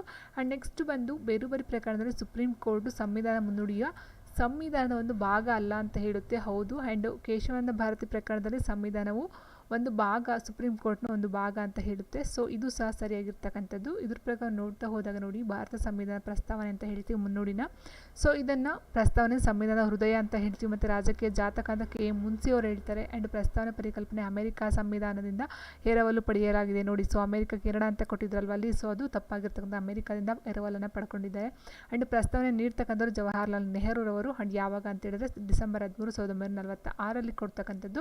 ಅದರೊಂದು ಧ್ಯೇಯ ಅಂತ ಹೇಳಿದ್ರೆ ಧ್ಯೇಯಗಳ ನಿರ್ಣಯ ಅಂತಕ್ಕಂಥದ್ದು. ಆ್ಯಂಡ್ ಯಾವಾಗ ಅಂಗೀಕಾರವನ್ನು ಮಾಡ್ತಾರೆ ಅಂತ ಹೇಳಿದ್ರೆ ಜನವರಿ 22, 1947 ಅಂಗೀಕಾರವನ್ನು ಕೊಡ್ತಕ್ಕಂಥದ್ದು. ಸೊ 1789 ಫ್ರೆಂಚ್ ಕ್ರಾಂತಿ ಏನು ಹೇಳುತ್ತೆ, ಗಣರಾಜ್ಯ, ಸ್ವಾತಂತ್ರ್ಯ, ಸಮಾನತೆ, ಭ್ರಾತೃತ್ವ ಇಷ್ಟನ್ನು ಕೊಡ್ತಕ್ಕಂಥದ್ದು. ಆ್ಯಂಡ್ 1917 ರಷ್ಯಾ ಕ್ರಾಂತಿ ಸಾಮಾಜಿಕ, ಆರ್ಥಿಕ, ಸಾಮಾಜಿಕ ನ್ಯಾಯ ಈ ಒಂದು ವರ್ಡ್ಗಳನ್ನು ಕೊಡ್ತಕ್ಕಂಥದ್ದು. ಆ್ಯಂಡ್ ಪ್ರಸ್ತಾವನೆಗೆ ಸಮಾಜವಾದಿ, ಜಾತ್ಯತೀತ, ಐಕ್ಯತೆ ಪದಗಳನ್ನು ಸೇರಿಸಿದ ವರ್ಷ ಅಂತ ಹೇಳಿದ್ರೆ 1976, 42ನೇ ತಿದ್ದುಪಡಿ. ಇದೊಂದೇ ತಿದ್ದುಪಡಿಯನ್ನು ಮಾಡ್ತಕ್ಕಂಥದ್ದು ಪ್ರಸ್ತಾವನೆಯಲ್ಲಿ, ಅದ್ಬಿಟ್ಟು ಯಾವುದು ಮಾಡೋದಿಲ್ಲ. ಆ್ಯಂಡ್ ಇಲ್ಲ ನೋಡ್ತಾ ಹೋದಾಗೆ ಬೇರೆ ಪ್ರಕರಣ 1960 ಸಂವಿಧಾನದ ಭಾಗವಲ್ಲ ಅಂತ ಹೇಳ್ತಾರೆ. ಆ್ಯಂಡ್ ಕೇಶವಾನಂದ ಭಾರತಿ ಪ್ರಕರಣದಲ್ಲಿ ಸಂವಿಧಾನದ ಭಾಗ ಪ್ರಸ್ತಾವನೆ ಅಂತ ಹೇಳ್ತಾರೆ. ಆ್ಯಂಡ್ LIC ಆಫ್ ಇಂಡಿಯಾ ಪ್ರಕರಣ 1995 ಪ್ರಸ್ತಾವನೆಯು ಸಂವಿಧಾನದ ಒಂದು ಅವಿಭಾಜ್ಯ ಅಂಗ ಅಂತ ಹೇಳ್ತಾರೆ. ಸೊ ಇದು 3 ವೆರಿ ಇಂಪಾರ್ಟೆಂಟು. ಆ್ಯಂಡ್ ಅಮೆರಿಕದಿಂದ ಈ ಒಂದು ಪರಿಕಲ್ಪನೆ ಅಥವಾ ಮುನ್ನುಡಿಯನ್ನು ಎರವಲನ್ನು ಪಡ್ಕೊಂಡಿದ್ದಾರೆ. ಸೊ ಹಾಗೆ ಆನ್ಸರು ಆಪ್ಷನ್ 3 ತಪ್ಪಾಗಿರ್ತಕ್ಕಂಥದ್ದು. ಸೊ ಇದು ಬಂದು ಆನ್ಸರ್ ಆಗುತ್ತೆ. ಆಪ್ಷನ್ 3 ತಪ್ಪಾಗಿದೆ. ಆ್ಯಂಡ್ ನೆಕ್ಸ್ಟ್ ಈ ಕೆಳಗಿನ ಯಾವ ಭಾರತೀಯ ರಾಜ್ಯವನ್ನು ಅದರ ಅಕ್ಕಿಯ ಕಣ್ಣು ಮೆಣಸಿನಕಾಯಿಯನ್ನು ಭೌಗೋಳಿಕ ಸೂಚಕ ಟ್ಯಾಗ್ ಅನ್ನು ಮಾಡಲಾಗಿದೆ ಅಂತ ಕೊಟ್ಟಿದ್ದಾರೆ. ಸೊ ಇಲ್ಲಿ ಬಂದು ಆಪ್ಷನ್ನ ಕೊಟ್ಟಿದ್ದಾರೆ, ಮಣಿಪುರ, ನಾಗಾಲ್ಯಾಂಡು, ಮಿಜೋರಾಮ್, ಅರುಣಾಚಲ ಪ್ರದೇಶ ಅಂತ. ಸೊ ಆನ್ಸರ್ ಬಂದು ಆಪ್ಷನ್ 3 ಏನಿದೆ ಮಿಜೋರಾಮ್ ಅಂತಕ್ಕಂಥದ್ದು ಆನ್ಸರು. ಆ್ಯಂಡ್ ನೆಕ್ಸ್ಟ್ ಭಾರತದಲ್ಲಿ ಸರ್ವೋಚ್ಚ ನ್ಯಾಯಾಲಯವನ್ನು ಈ ಕೆಳಗಿನ ಯಾವ ಕಾಯ್ದೆಗೆ ಅನುಗುಣವಾಗಿ ಸ್ಥಾಪಿಸಲಾಗಿದೆ ಅಂತ ಕೊಟ್ಟಿದ್ದಾರೆ. ಆನ್ಸರ್ ಆಪ್ಷನ್ 2 1773 ರೆಗ್ಯುಲೇಟಿಂಗ್ ಕಾಯ್ದೆ ಅಡಿಯಲ್ಲಿ. ಆ್ಯಂಡ್ ನೆಕ್ಸ್ಟ್ ಕ್ವೆಶನ್ ಹೀಗಿದೆ, ಸಂವಿಧಾನ ತಿದ್ದುಪಡಿ ಸಂವಿಧಾನವನ್ನು ಈ ಕೆಳಗಿನ ಯಾವ ಸಂವಿಧಾನದಿಂದ ಎರವಲನ್ನು ಪಡೆಯಲಾಗಿದೆ ಅಂತ ಕೊಟ್ಟಿದ್ದಾರೆ. America, Canada, Russia and Dakshina Africa ಅಂತ ಕೊಟ್ಟಿದ್ದಾರೆ. ಸೊ ಈ ಒಂದು ಏನು ಸಂವಿಧಾನ ತಿದ್ದುಪಡಿ ಇದೆಯೋ ಸೊ ಅದನ್ನು ದಕ್ಷಿಣ ಆಫ್ರಿಕಾದಿಂದ ಎರವಲನ್ನು ಪಡ್ಕೊಂಡಿದ್ದಾರೆ. ಆ್ಯಂಡ್ ನೆಕ್ಸ್ಟ್ ಬಂದು ಈ ಕೆಳಗೆ ಹೊಂದಿಸಿ ಬರೆಯಿರಿ ಅಂತ ಕೊಟ್ಟಿದ್ದಾರೆ. ಮಾಹಿತಿ ಹಕ್ಕು ಕಾಯ್ದೆ, ವಿಪತ್ತು ನಿರ್ವಹಣಾ ಕಾಯ್ದೆ, ರಾಷ್ಟ್ರೀಯ ಆಹಾರ ಭದ್ರತಾ ಕಾಯ್ದೆ, ರಾಷ್ಟ್ರೀಯ ಮಾನವ ಹಕ್ಕುಗಳ ರಕ್ಷಣಾ ಕಾಯ್ದೆ ಅಂತ ಕೊಟ್ಟಿದ್ದಾರೆ. ಸೊ ಆನ್ಸರು ಮಾಹಿತಿ ಹಕ್ಕು ಕಾಯ್ದೆ ಏನಿದೆಯೋ ಇದು ಬಂದು 15ನೇ ಜೂನ್ 2005 ರಚನೆ ಆಗ್ತಕ್ಕಂಥದ್ದು.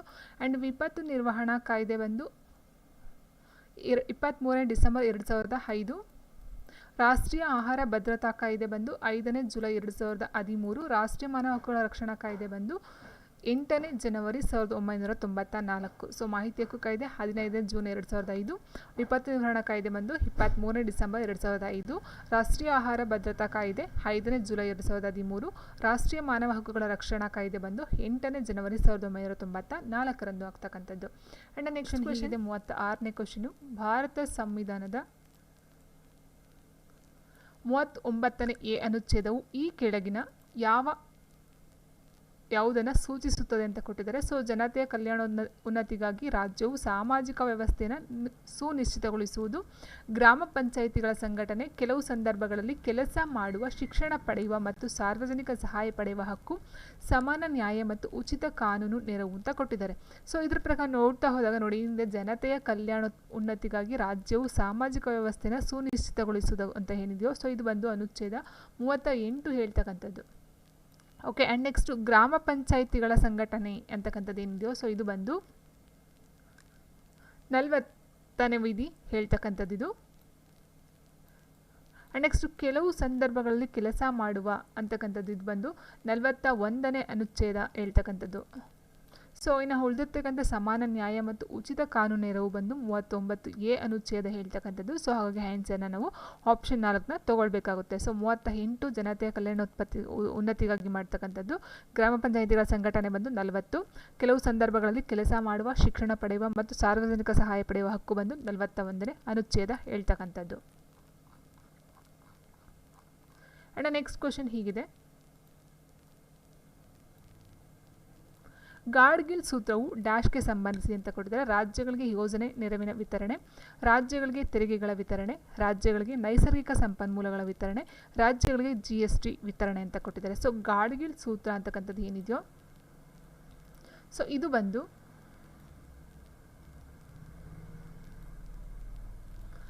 ಗಾಡ್ಗಿಲ್ ಸೂತ್ರ ಅಂತಕ್ಕಂಥದ್ದು ಸಾಮಾಜಿಕ ವಿಜ್ಞಾನಿ ಮತ್ತು ಭಾರತೀಯ ಯೋಜನೆಗಳ ಮೊದಲ ವಿಮರ್ಶಕರಾದಂತಹ ಧನಂಜಯ್ ರಾಮಚಂದ್ರ ಗಾಡ್ಗಿಲ್ ಅವರ ಒಂದು ಹೆಸರನ್ನು ಇಟ್ಕೊಂಡು ಈ ಒಂದು ಗಾಡ್ಗಿಲ್ ಸೂತ್ರವನ್ನು ರಚನೆ ಮಾಡ್ತಾರೆ. ಇದು ಬಂದು 1969ರಲ್ಲಿ ಭಾರತದಲ್ಲಿ ರಾಜ್ಯ ಯೋಜನೆಗಳಿಗೆ ಕೇಂದ್ರದ ನೆರವಿನ ಹಂಚಿಕೆ, ನೋಡಿ ಇದು ತುಂಬ ಇಂಪಾರ್ಟೆಂಟ್, ಇದರ ಒಂದು ಉದ್ದೇಶ ಅಂತ ಹೇಳಿದರೆ ಕೇಂದ್ರದ ನೆರವಿನ ಹಂಚಿಕೆಯನ್ನು ನಿರ್ಧಾರವನ್ನು ಮಾಡೋದಕ್ಕೋಸ್ಕರ 1969ರಲ್ಲಿ ಭಾರತದಲ್ಲಿ ರಾಜ್ಯ ಯೋಜನೆಗಳಿಗೆ ಕೇಂದ್ರದ ನೆರವಿನ ಹಂಚಿಕೆಯನ್ನು ನೀಡೋದಕ್ಕೋಸ್ಕರ ಗಾಡ್ಗಿಲ್ ಸೂತ್ರವನ್ನು ಈ ಒಂದು ಜಾರಿಗೆ ತರ್ತಕ್ಕಂಥದ್ದು. ಸೊ ಇದರ ಮೊದಲ ವಿಮರ್ಶಕ ಅಂತ ಹೇಳಿದಾಗ ಧನಂಜಯ್ ರಾಮಚಂದ್ರ ಗಾಡ್ಗಿಲ್ ಅಂತಕ್ಕಂಥವ್ರು. ಸೊ ಹಾಗಾಗಿ ಅವರ ಒಂದು ಹೆಸರನ್ನು ಇದಕ್ಕೆ ಇಟ್ಟಿದ್ದಾರೆ. ಇದು ಬಂದು 4ನೇ ಮತ್ತು 5ನೇ ಪಂಚವಾರ್ಷಿಕ ಯೋಜನೆಯ ನೆರವು ವಿತರಣೆಗೆ ಗಾಡ್ಗಿಲ್ ಸೂತ್ರವನ್ನು ಅಳವಡಿಸಿಕೊಳ್ಳಲಾಗಿತ್ತು. ಸೊ ಇದು ವೆರಿ ಇಂಪಾರ್ಟೆಂಟು. ಯಾರ ಒಂದು ಹೆಸರು ಧನಂಜಯ್ ರಾಮಚಂದ್ರ ಗಾಡ್ಗಿಲ್ ಮತ್ತು ಯಾವುದಕ್ಕೋಸ್ಕರ ಅಂತ ಹೇಳಿದಾಗ ರಾಜ್ಯ ಯೋಜನೆಗಳಿಗೆ ಕೇಂದ್ರ ನೆರವಿನ ಹಂಚಿಕೆಯನ್ನು ಮಾಡೋದಕ್ಕೋಸ್ಕರ. ಆ್ಯಂಡ್ ಯಾವ ಒಂದು ಪಂಚವಾರ್ಷಿಕ ಯೋಜನೆ ಅಂತ ಹೇಳಿದಾಗ 4ನೇ ಮತ್ತು 5ನೇ ಪಂಚವಾರ್ಷಿಕ ಯೋಜನೆಗಳ ಅನುಷ್ಠಾನದೊಂದಿಗೆ ಈ ಒಂದು ಗಾಡ್ಗಿಲ್ ಸೂತ್ರವನ್ನು ಜಾರಿಗೆ ತರ್ತಕ್ಕಂಥ 1969ರಲ್ಲಿ. ಸೊ ಅರ್ಥ ಆಯ್ತು ಅಂತ ಅಂದ್ಕೊಳ್ತೀನಿ. ಕೇಂದ್ರ ನೆರವಿನ ಹಂಚಿಕೆಗಾಗಿ ಅಂತಕ್ಕಂಥದ್ದು ಆನ್ಸರ್ ಆಪ್ಷನ್ 1 ಕೇಂದ್ರಗಳಿಗೆ ಯೋಜನೆ ನೆರವಿನ ವಿತರಣೆ. ಓಕೆ, ಸೊ ಆನ್ಸರು ಆಪ್ಷನ್ 1 ಆಗುತ್ತೆ. ಆ್ಯಂಡ್ ನೆಕ್ಸ್ಟ್ ಕ್ವೆಶನ್ ಹೀಗಿದೆ,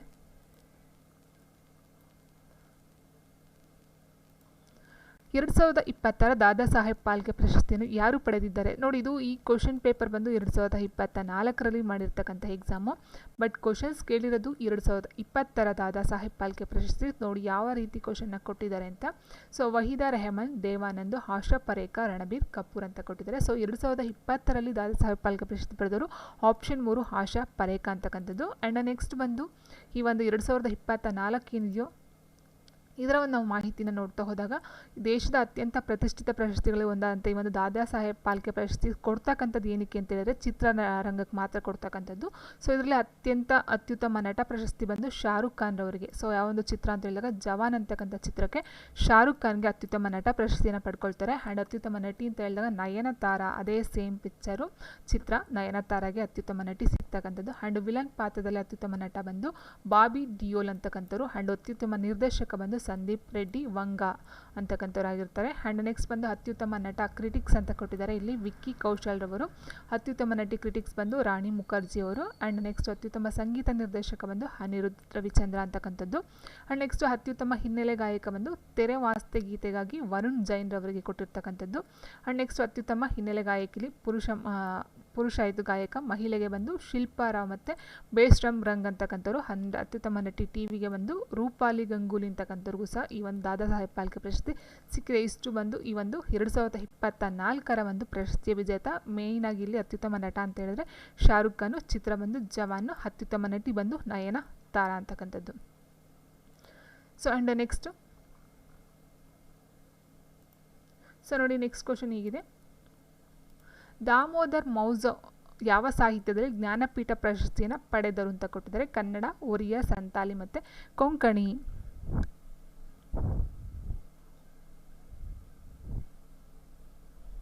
ಸೊ ನೋಡಿ ಇಲ್ಲಿ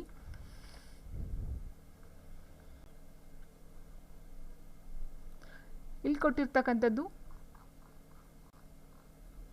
ದಾಮೋದರ್ ಮೌಜೋ ಅಂತಕ್ಕಂಥವ್ರಿಗೆ.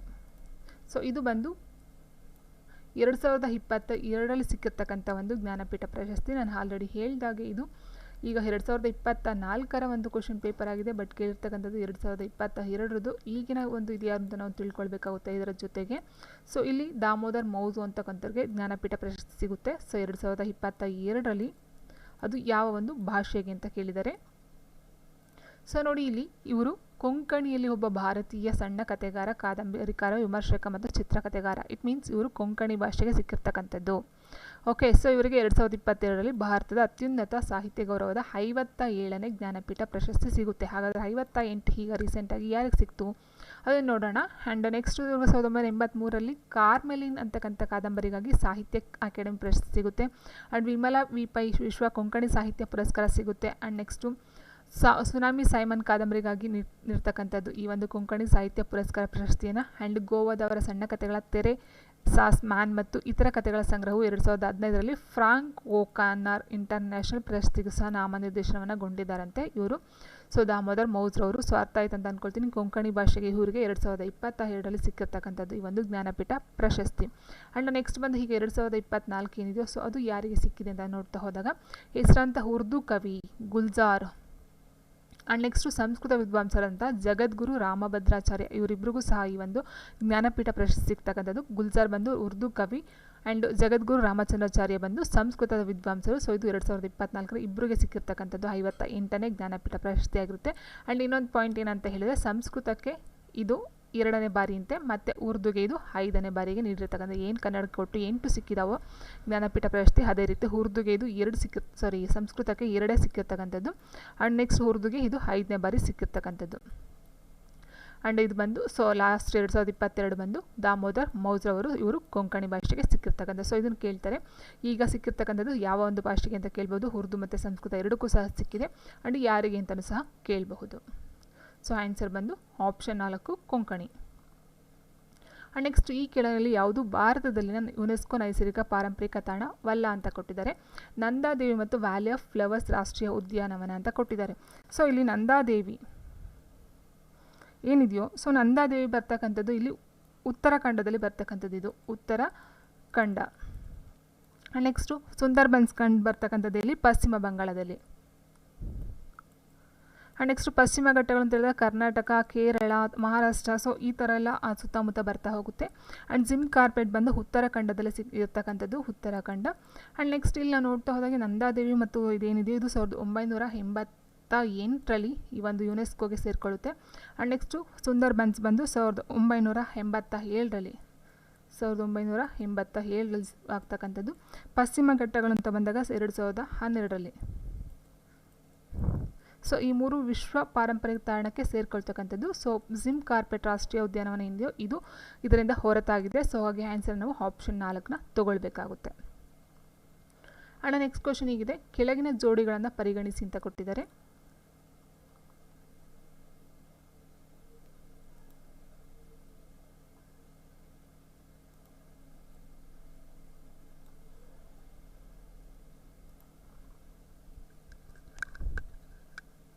ಕೆಳಗಿನ ಜೋಡಿಗಳನ್ನು ಪರಿಗಣಿಸಿ. ನದಿಯ ಪ್ರಕಾರಗಳನ್ನು ಕೊಟ್ಟಿದ್ದಾರೆ ಮತ್ತು ಅದರ ಉದಾಹರಣೆಗಳನ್ನು ಕೊಟ್ಟಿದ್ದಾರೆ. ಸೊ ವೃಕ್ಷಾಕಾರದ ನದಿ ಬಂದು ನೇತ್ರಾವತಿ ಮತ್ತು ಶರಾವತಿ ಅಂತ ಹೇಳ್ತಾ ಇದ್ದಾರೆ.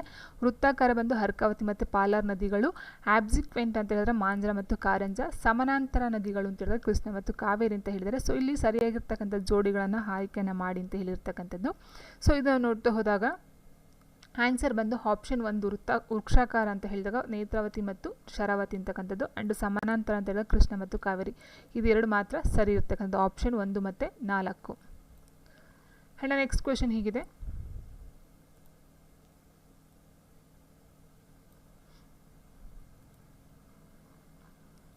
ಗದಗ ಜಿಲ್ಲೆ ಎಷ್ಟು ಜಿಲ್ಲೆಗಳಿಂದ ಸುತ್ತುವರೆದಿದೆ ಅಂತ ಕೇಳಿದರೆ ಗದಗ ಜಿಲ್ಲೆ ಎಷ್ಟು ಜಿಲ್ಲೆಗಳಿಂದ ಸುತ್ತುವರೆದಿದೆ?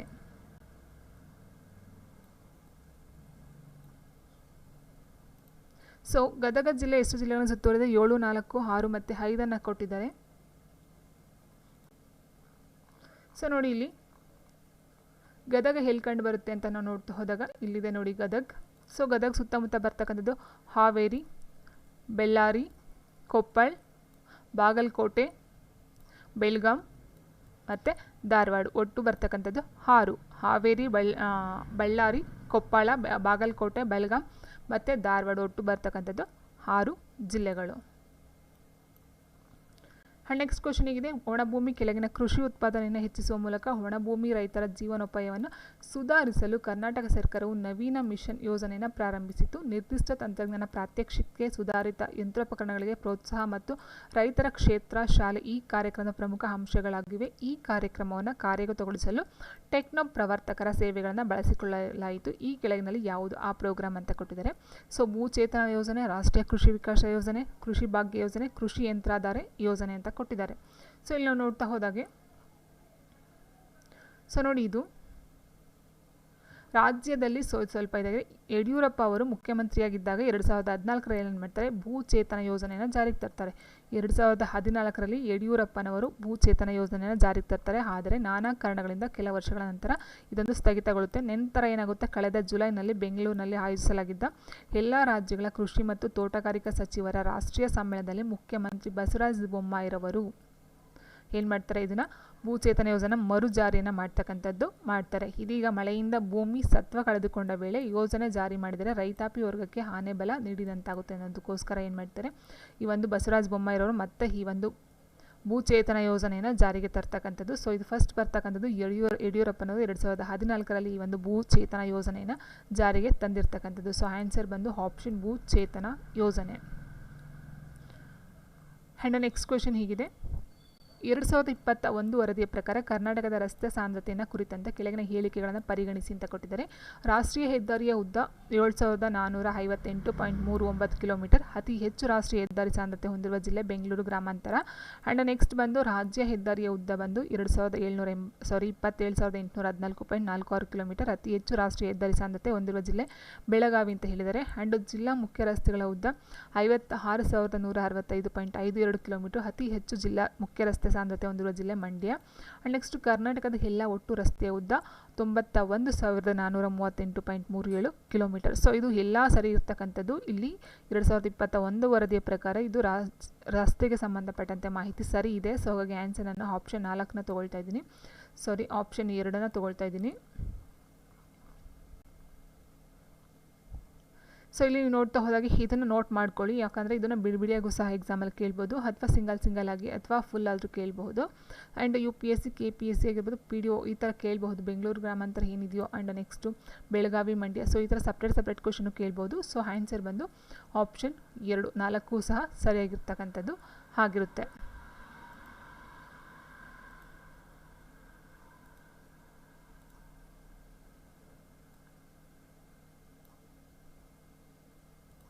ಆ್ಯಂಡ್ ನೆಕ್ಸ್ಟ್ ಕ್ವೆಶನ್ ಹೀಗಿದೆ,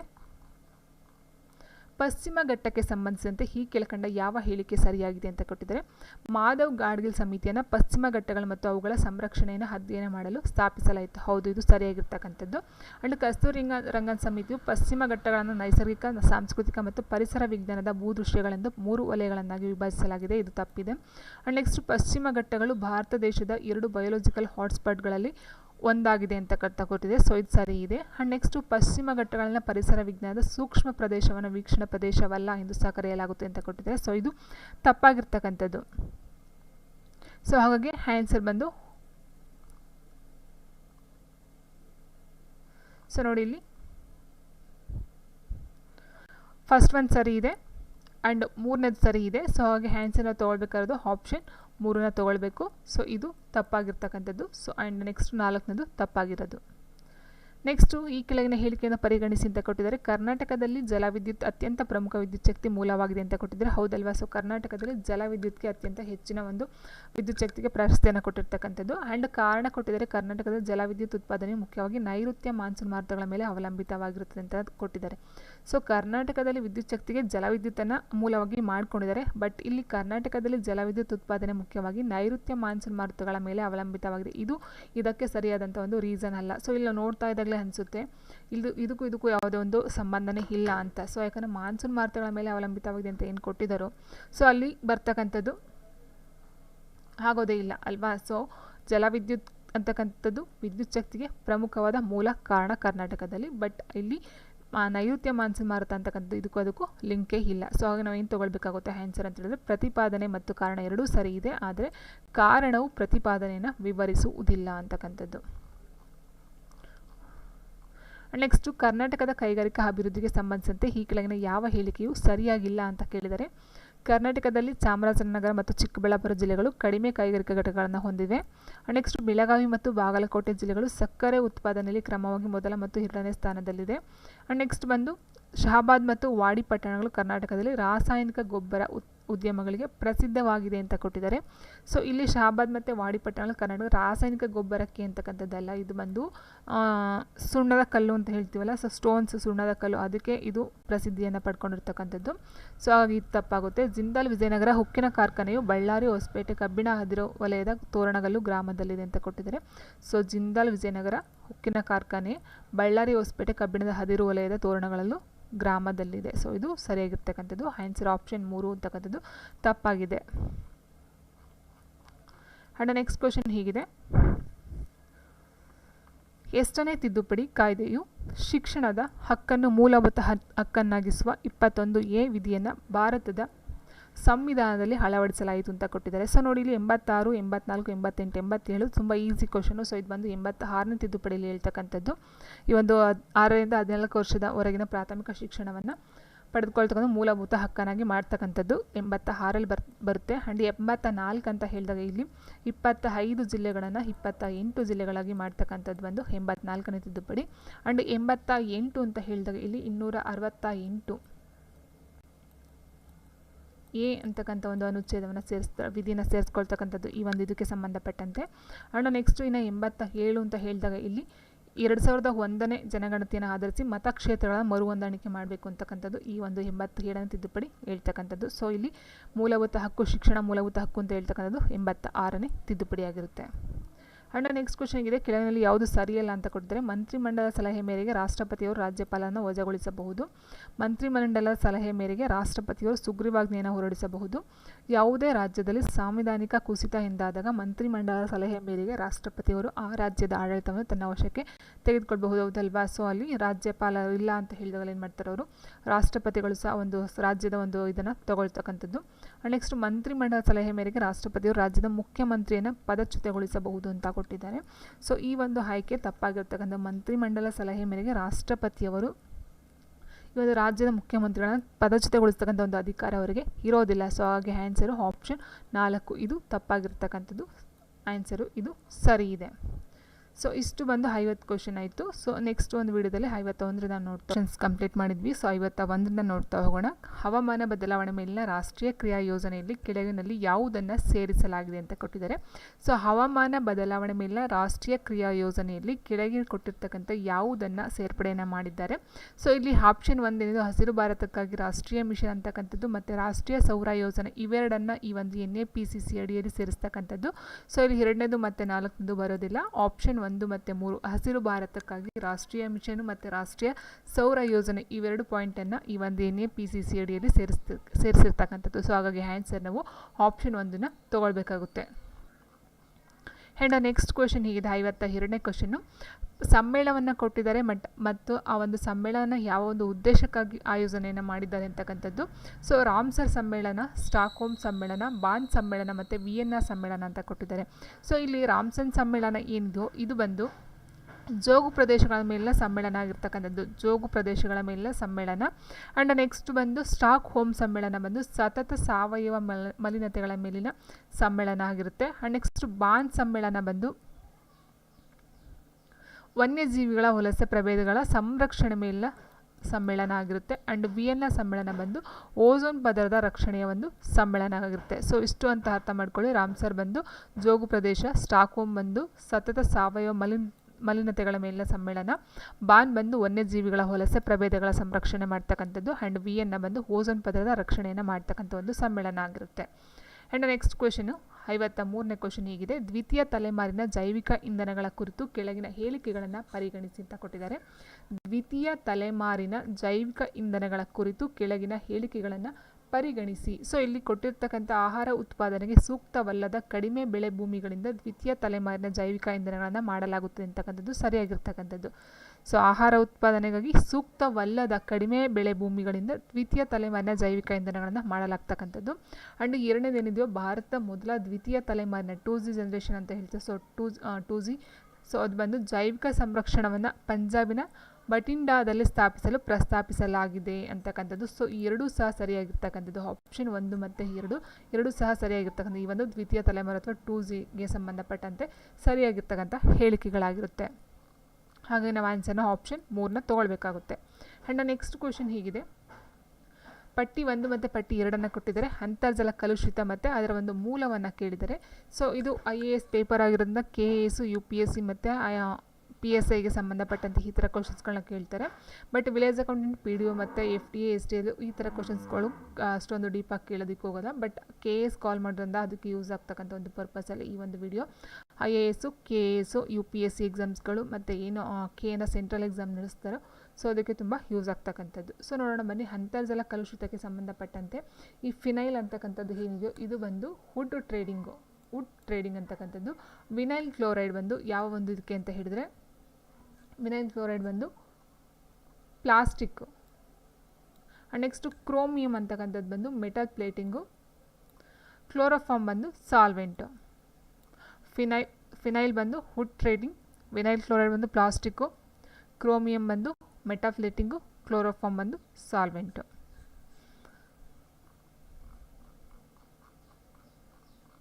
ಆ್ಯಂಡ್ ನೆಕ್ಸ್ಟು ಕರ್ನಾಟಕ ರಾಜ್ಯ ಟ್ರಾನ್ಸ್ಜೆಂಡರ್ ನೀತಿಯನ್ನು ಅಂಗೀಕರಿಸುವುದು ಎಷ್ಟರಲ್ಲಿ ಅಂತ ಕೇಳಿದರೆ, ಕರ್ನಾಟಕ ರಾಜ್ಯ ಟ್ರಾನ್ಸ್ಜೆಂಡರ್ ನೀತಿಯನ್ನು ಎಷ್ಟರಲ್ಲಿ ಅಂಗೀಕಾರ ಮಾಡಲಾಗಿತ್ತು ಅಂತ. ಸೊ ಆನ್ಸರ್ ಬಂದು ಇದಕ್ಕೆ ಆಪ್ಷನ್ 1 ಏನಿದೆ ಡಿಸೆಂಬರ್ 2017 ಈ ಒಂದು ಕರ್ನಾಟಕ ರಾಜ್ಯ ಟ್ರಾನ್ಸ್ಜೆಂಡರ್ ನೀತಿಯನ್ನು ಅಂಗೀಕಾರವನ್ನು ಮಾಡ್ತಕ್ಕಂಥದ್ದು. ನೆಕ್ಸ್ಟು ಬಹು ಆಯಾಮ ಬಡತನ ಸೂಚ್ಯಂಕನ ಆಯಾಮಕ್ಕೆ ಸಂಬಂಧಿಸಿದಂತೆ ತಪ್ಪು ಹೇಳಿಕೆಗಳನ್ನು ಗುರುತಿಸಿ ಅಂತ ಕೊಟ್ಟಿದ್ದಾರೆ ಇಲ್ಲಿ.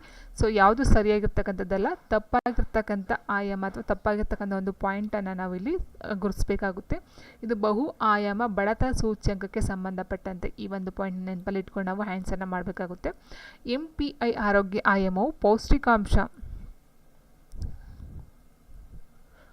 MPI ಆರೋಗ್ಯ ಆಯಾಮವು ಪೌಷ್ಟಿಕಾಂಶ, ಹದಿಹರೆಯದ ಮಕ್ಕಳ ಮರಣ ದರ ಮತ್ತು ತಾಯಿಯ ಆರೋಗ್ಯವನ್ನು ಒಳಗೊಂಡಿದೆ ಅಂತ ಕೊಟ್ಟಿದ್ದಾರೆ.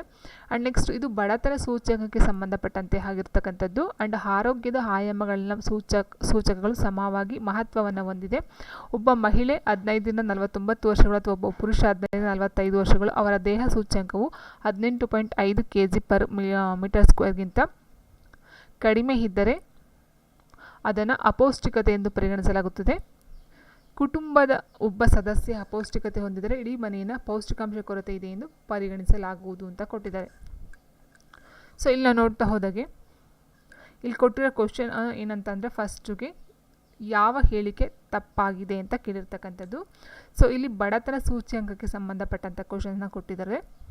ಇಲ್ಲಿ MPI ಆರೋಗ್ಯ ಆಯಾಮವು ಪೌಷ್ಟಿಕಾಂಶ, ಹದಿಹರೆಯದ ಮಕ್ಕಳ ಮರಣ ದರ ಮತ್ತು ತಾಯಿಯ ಆರೋಗ್ಯವನ್ನು ಒಳಗೊಂಡಿದೆ. ಇದು ತಪ್ಪಾಗಿರ್ತಕ್ಕಂಥದ್ದು, ಯಾಕಂದರೆ ಇದು ಬಡತನ ಸೂಚ್ಯಂಕ ಅರ್ಥ ಮಾಡ್ಕೊಳ್ಳಿ. ಆ್ಯಂಡ್ ನೆಕ್ಸ್ಟು ಆರೋಗ್ಯದ ಆಯಾಮಗಳ ಸೂಚಕಗಳು ಸಮವಾಗಿ ಸಹ ಮಹತ್ವವನ್ನು ಹೊಂದಿದೆ, ಇದು ಸರಿ ಇದೆ. ಆ್ಯಂಡ್ ನೆಕ್ಸ್ಟ್ ಬಂದು ಒಬ್ಬ ಮಹಿಳೆ ಮತ್ತು ಒಬ್ಬ ಪುರುಷ ಅವರ ದೇಹ ಸೂಚ್ಯಂಕ ಎಷ್ಟು 18.5 kg ಅಂತ ಏನು ಕೊಟ್ಟಿದ್ದಾರೋ ಸೊ ಇದು ಸರಿಯಾಗಿರ್ತಕ್ಕಂಥದ್ದು. ಆ್ಯಂಡ್ ನೆಕ್ಸ್ಟ್ ಕುಟುಂಬದ ಒಬ್ಬ ಸದಸ್ಯ ಅಪೌಷ್ಟಿಕತೆ ಹೊಂದಿದರೆ ಇಡೀ ಮನೆಯನ್ನು ಪೌಷ್ಟಿಕಾಂಶ ಕೊರತೆ ಇದೆ ಎಂದು ಪರಿಗಣಿಸಲಾಗುವುದು ಅಂತ ಕೊಟ್ಟಿದ್ದಾರಲ್ಲ, ಸೊ ಇದು ತಪ್ಪಾಗಿರ್ತಕ್ಕಂಥ ಒಂದು ಹೇಳಿಕೆ. ಸೊ ಇದಕ್ಕೆ ಆನ್ಸರ್ ನೋಡಿದ್ರೆ ತಪ್ಪು ಹೇಳಿಕೆ ಅಂತ ಕೊಟ್ಟಿದ್ದಾರೆ. ಸೊ ಆನ್ಸರ್ 1 ಮತ್ತು ನಾವು ಆನ್ಸರ್ 4 ತೊಗೊಳ್ಬೇಕಾಗುತ್ತೆ. ಆ್ಯಂಡ್ ನೆಕ್ಸ್ಟ್ ಕ್ವಶನ್ 57ನೇ ಕ್ವಶನ್ ಹೀಗಿದೆ. ಸರಿಯಾದ ಹೇಳಿಕೆಯನ್ನು ಗುರುತಿಸಿ ಅಂತ ಕೊಟ್ಟರೆ ಕೆಳಗಿನಲ್ಲಿ ಸರಿಯಾದ ಹೇಳಿಕೆಯನ್ನು ಗುರುತಿಸಿ ಅಂತ ಕೊಟ್ಟರೆ ನೀತಿ ಆಯೋಗದ ವರದಿ ಪ್ರಕಾರ ಜನವರಿ 2022 ಏನಾಗುತ್ತೆ 960 ಮಿಲಿಯನ್ ಜನರು ತಮ್ಮ ಮೊದಲ COVID-19 ವ್ಯಾಕ್ಸಿನೇಷನ್ನ ಪಡ್ಕೊಂಡಿರ್ತಾರೆ. ಇದು ಸರಿಯಾಗಿರ್ತಕ್ಕಂಥದ್ದು. ಆ್ಯಂಡ್ ನೆಕ್ಸ್ಟ್ ಬಂದು ಈ ಒಂದು ಇದೇನಿದೋ ಸೊ ಇದು ತಪ್ಪಾಗಿದೆ. ಆ್ಯಂಡ್ 2026 46 ಸೂಚಕಕ್ಕೆ ವಿರುದ್ಧವಾಗಿ ಇದು ಸಹ ತಪ್ಪಿರ್ತಕ್ಕಂಥದ್ದು. 2019-20 ಸಂಶೋಧನೆ ಮತ್ತು ಅಭಿವೃದ್ಧಿ ಅಂಕಿಅಂಶಗಳ ಅನ್ವಯ ಭಾರತ ಸರ್ಕಾರ ವಿಜ್ಞಾನ ಮತ್ತು ತಂತ್ರಜ್ಞಾನ ಇಲಾಖೆಯು DRDOನಿಂದ ಮಾಡಲ್ಪಟ್ಟ ಆರ್ ಮತ್ತು ಡಿ ವೆಚ್ಚದ ಪಾಲು ಅಧಿಕವಾಗಿರುತ್ತದೆ ಮತ್ತು ICMRನ ಪಾಲು ಕಡಿಮೆ ಇರುತ್ತದೆ. ಇದು ಸರಿಯಾಗಿರ್ತಕ್ಕಂಥ ಆಪ್ಷನ್ 1 ಮತ್ತು 4 ಮಾತ್ರ ಸರಿಯಾಗಿರ್ತಕ್ಕಂಥದ್ದು. ಆ್ಯಂಡ್ ನೆಕ್ಸ್ಟ್ ಕ್ವೆಶನ್, ಈ ಕೆಳಗಿನ ಯಾವ ಸಮಿತಿಯು ಭಾರತದಲ್ಲಿ ಆರೋಗ್ಯ ಸೇವೆಗಳಿಗೆ ಸಾರ್ವತ್ರಿಕ ಪ್ರವೇಶಕ್ಕಾಗಿ ಶಿಫಾರಸನ್ನು ಮಾಡಿದೆ ಅಂತ ಕೊಟ್ಟಿದ್ದಾರೆ. ಆರೋಗ್ಯ ಸೇವೆಗಳಿಗಾಗಿ ಸಾರ್ವತ್ರಿಕ ಪ್ರವೇಶಕ್ಕಾಗಿ ಶಿಫಾರಸನ್ನು ಮಾಡಿರ್ತಕ್ಕಂಥ ಒಂದು ಸಮಿತಿ ಯಾವುದು? ಕೇಲ್ಕರ್, ಬೋರೆ, ದಾಸ್ ಗುಪ್ತಾ, ನರಸಿಂಹನ್ ಅಂತ ಕೊಟ್ಟಿದ್ದಾರೆ. ಸೊ ಆನ್ಸರ್ ಬಂದು ಬೋರೆ ಕಮಿಟಿ, ಆಪ್ಷನ್ 2 ಬೋರೆ ಕಮಿಟಿ. ನೆಕ್ಸ್ಟ್ ಈ ಕೆಳಗಿನ ಸಮಸ್ಯೆಗಳಿಂದ ಹೊರಬರಲು ಆರ್ಥಿಕ ಸುಧಾರಣೆಗಳು ಅಗತ್ಯವಾಗಿವೆ ಅಂತ ಕೊಟ್ಟಿದ್ದಾರೆ. ಈ ಕೆಳಗಿನ ಸಮಸ್ಯೆಗಳಿಂದ ಹೊರಬರಲು ಆರ್ಥಿಕ ಸುಧಾರಣೆಗಳು ಅಗತ್ಯವಾಗಿದೆ. ಯಾವ ಒಂದು ಸುಧಾರಣೆ ಅಂತ ನೋಡ್ತಾ ಹೋದರೆ ರಾಜಸ್ವದ ಅತಿಯಾದ ಬಳಕೆ ಮತ್ತು ವೆಚ್ಚವು ಅಧಿಕವಾಗುವುದು, ಕೈಗಾರಿಕೆಗಳಿಗೆ ಅತಿಯಾದ ರಕ್ಷಣೆ ನೀಡುವುದು ಮತ್ತು ಸಾರ್ವಜನಿಕ ವಲಯದಲ್ಲಿ ಅತಿಯಾದ ನಷ್ಟ, ನೈಸರ್ಗಿಕ ಸಂಪನ್ಮೂಲಗಳ ಸಮರ್ಪಕ ನಿರ್ವಹಣೆ ಮತ್ತು ತಂತ್ರಜ್ಞಾನದ ಅಭಿವೃದ್ಧಿಯಲ್ಲಿ ಕೆಳಮಟ್ಟದಲ್ಲಿರುವುದು, ಆ್ಯಂಡ್ ಅಲ್ಪ ಹೂಡಿಕೆ ಮತ್ತು ಅಲ್ಪ ಉಳಿತಾಯ ಇದೆಲ್ಲದಕ್ಕೂ ಸಹ ಏನು ಮಾಡಬೇಕಾಗುತ್ತೆ, ಆರ್ಥಿಕ ಸುಧಾರಣೆಯನ್ನು ಮಾಡಬೇಕಾಗ್ತಕ್ಕಂಥದ್ದು. ಸೊ ಆನ್ಸರ್ ಬಂದು ಆಪ್ಷನ್ 3.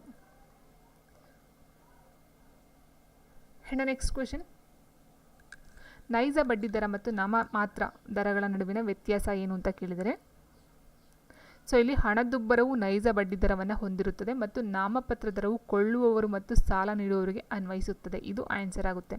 ಹಣದುಬ್ಬರವು ನೈಜ ಬಡ್ಡಿ ದರವನ್ನು ಹೊಂದಿರತಕ್ಕಂಥದ್ದು ಮತ್ತು ನಾಮಪತ್ರ ದರವು ಕೊಳ್ಳುವವರು ಮತ್ತು ಸಾಲ ನೀಡುವವರಿಗೆ ಅನ್ವಯಿಸ್ತಕ್ಕಂಥದ್ದು.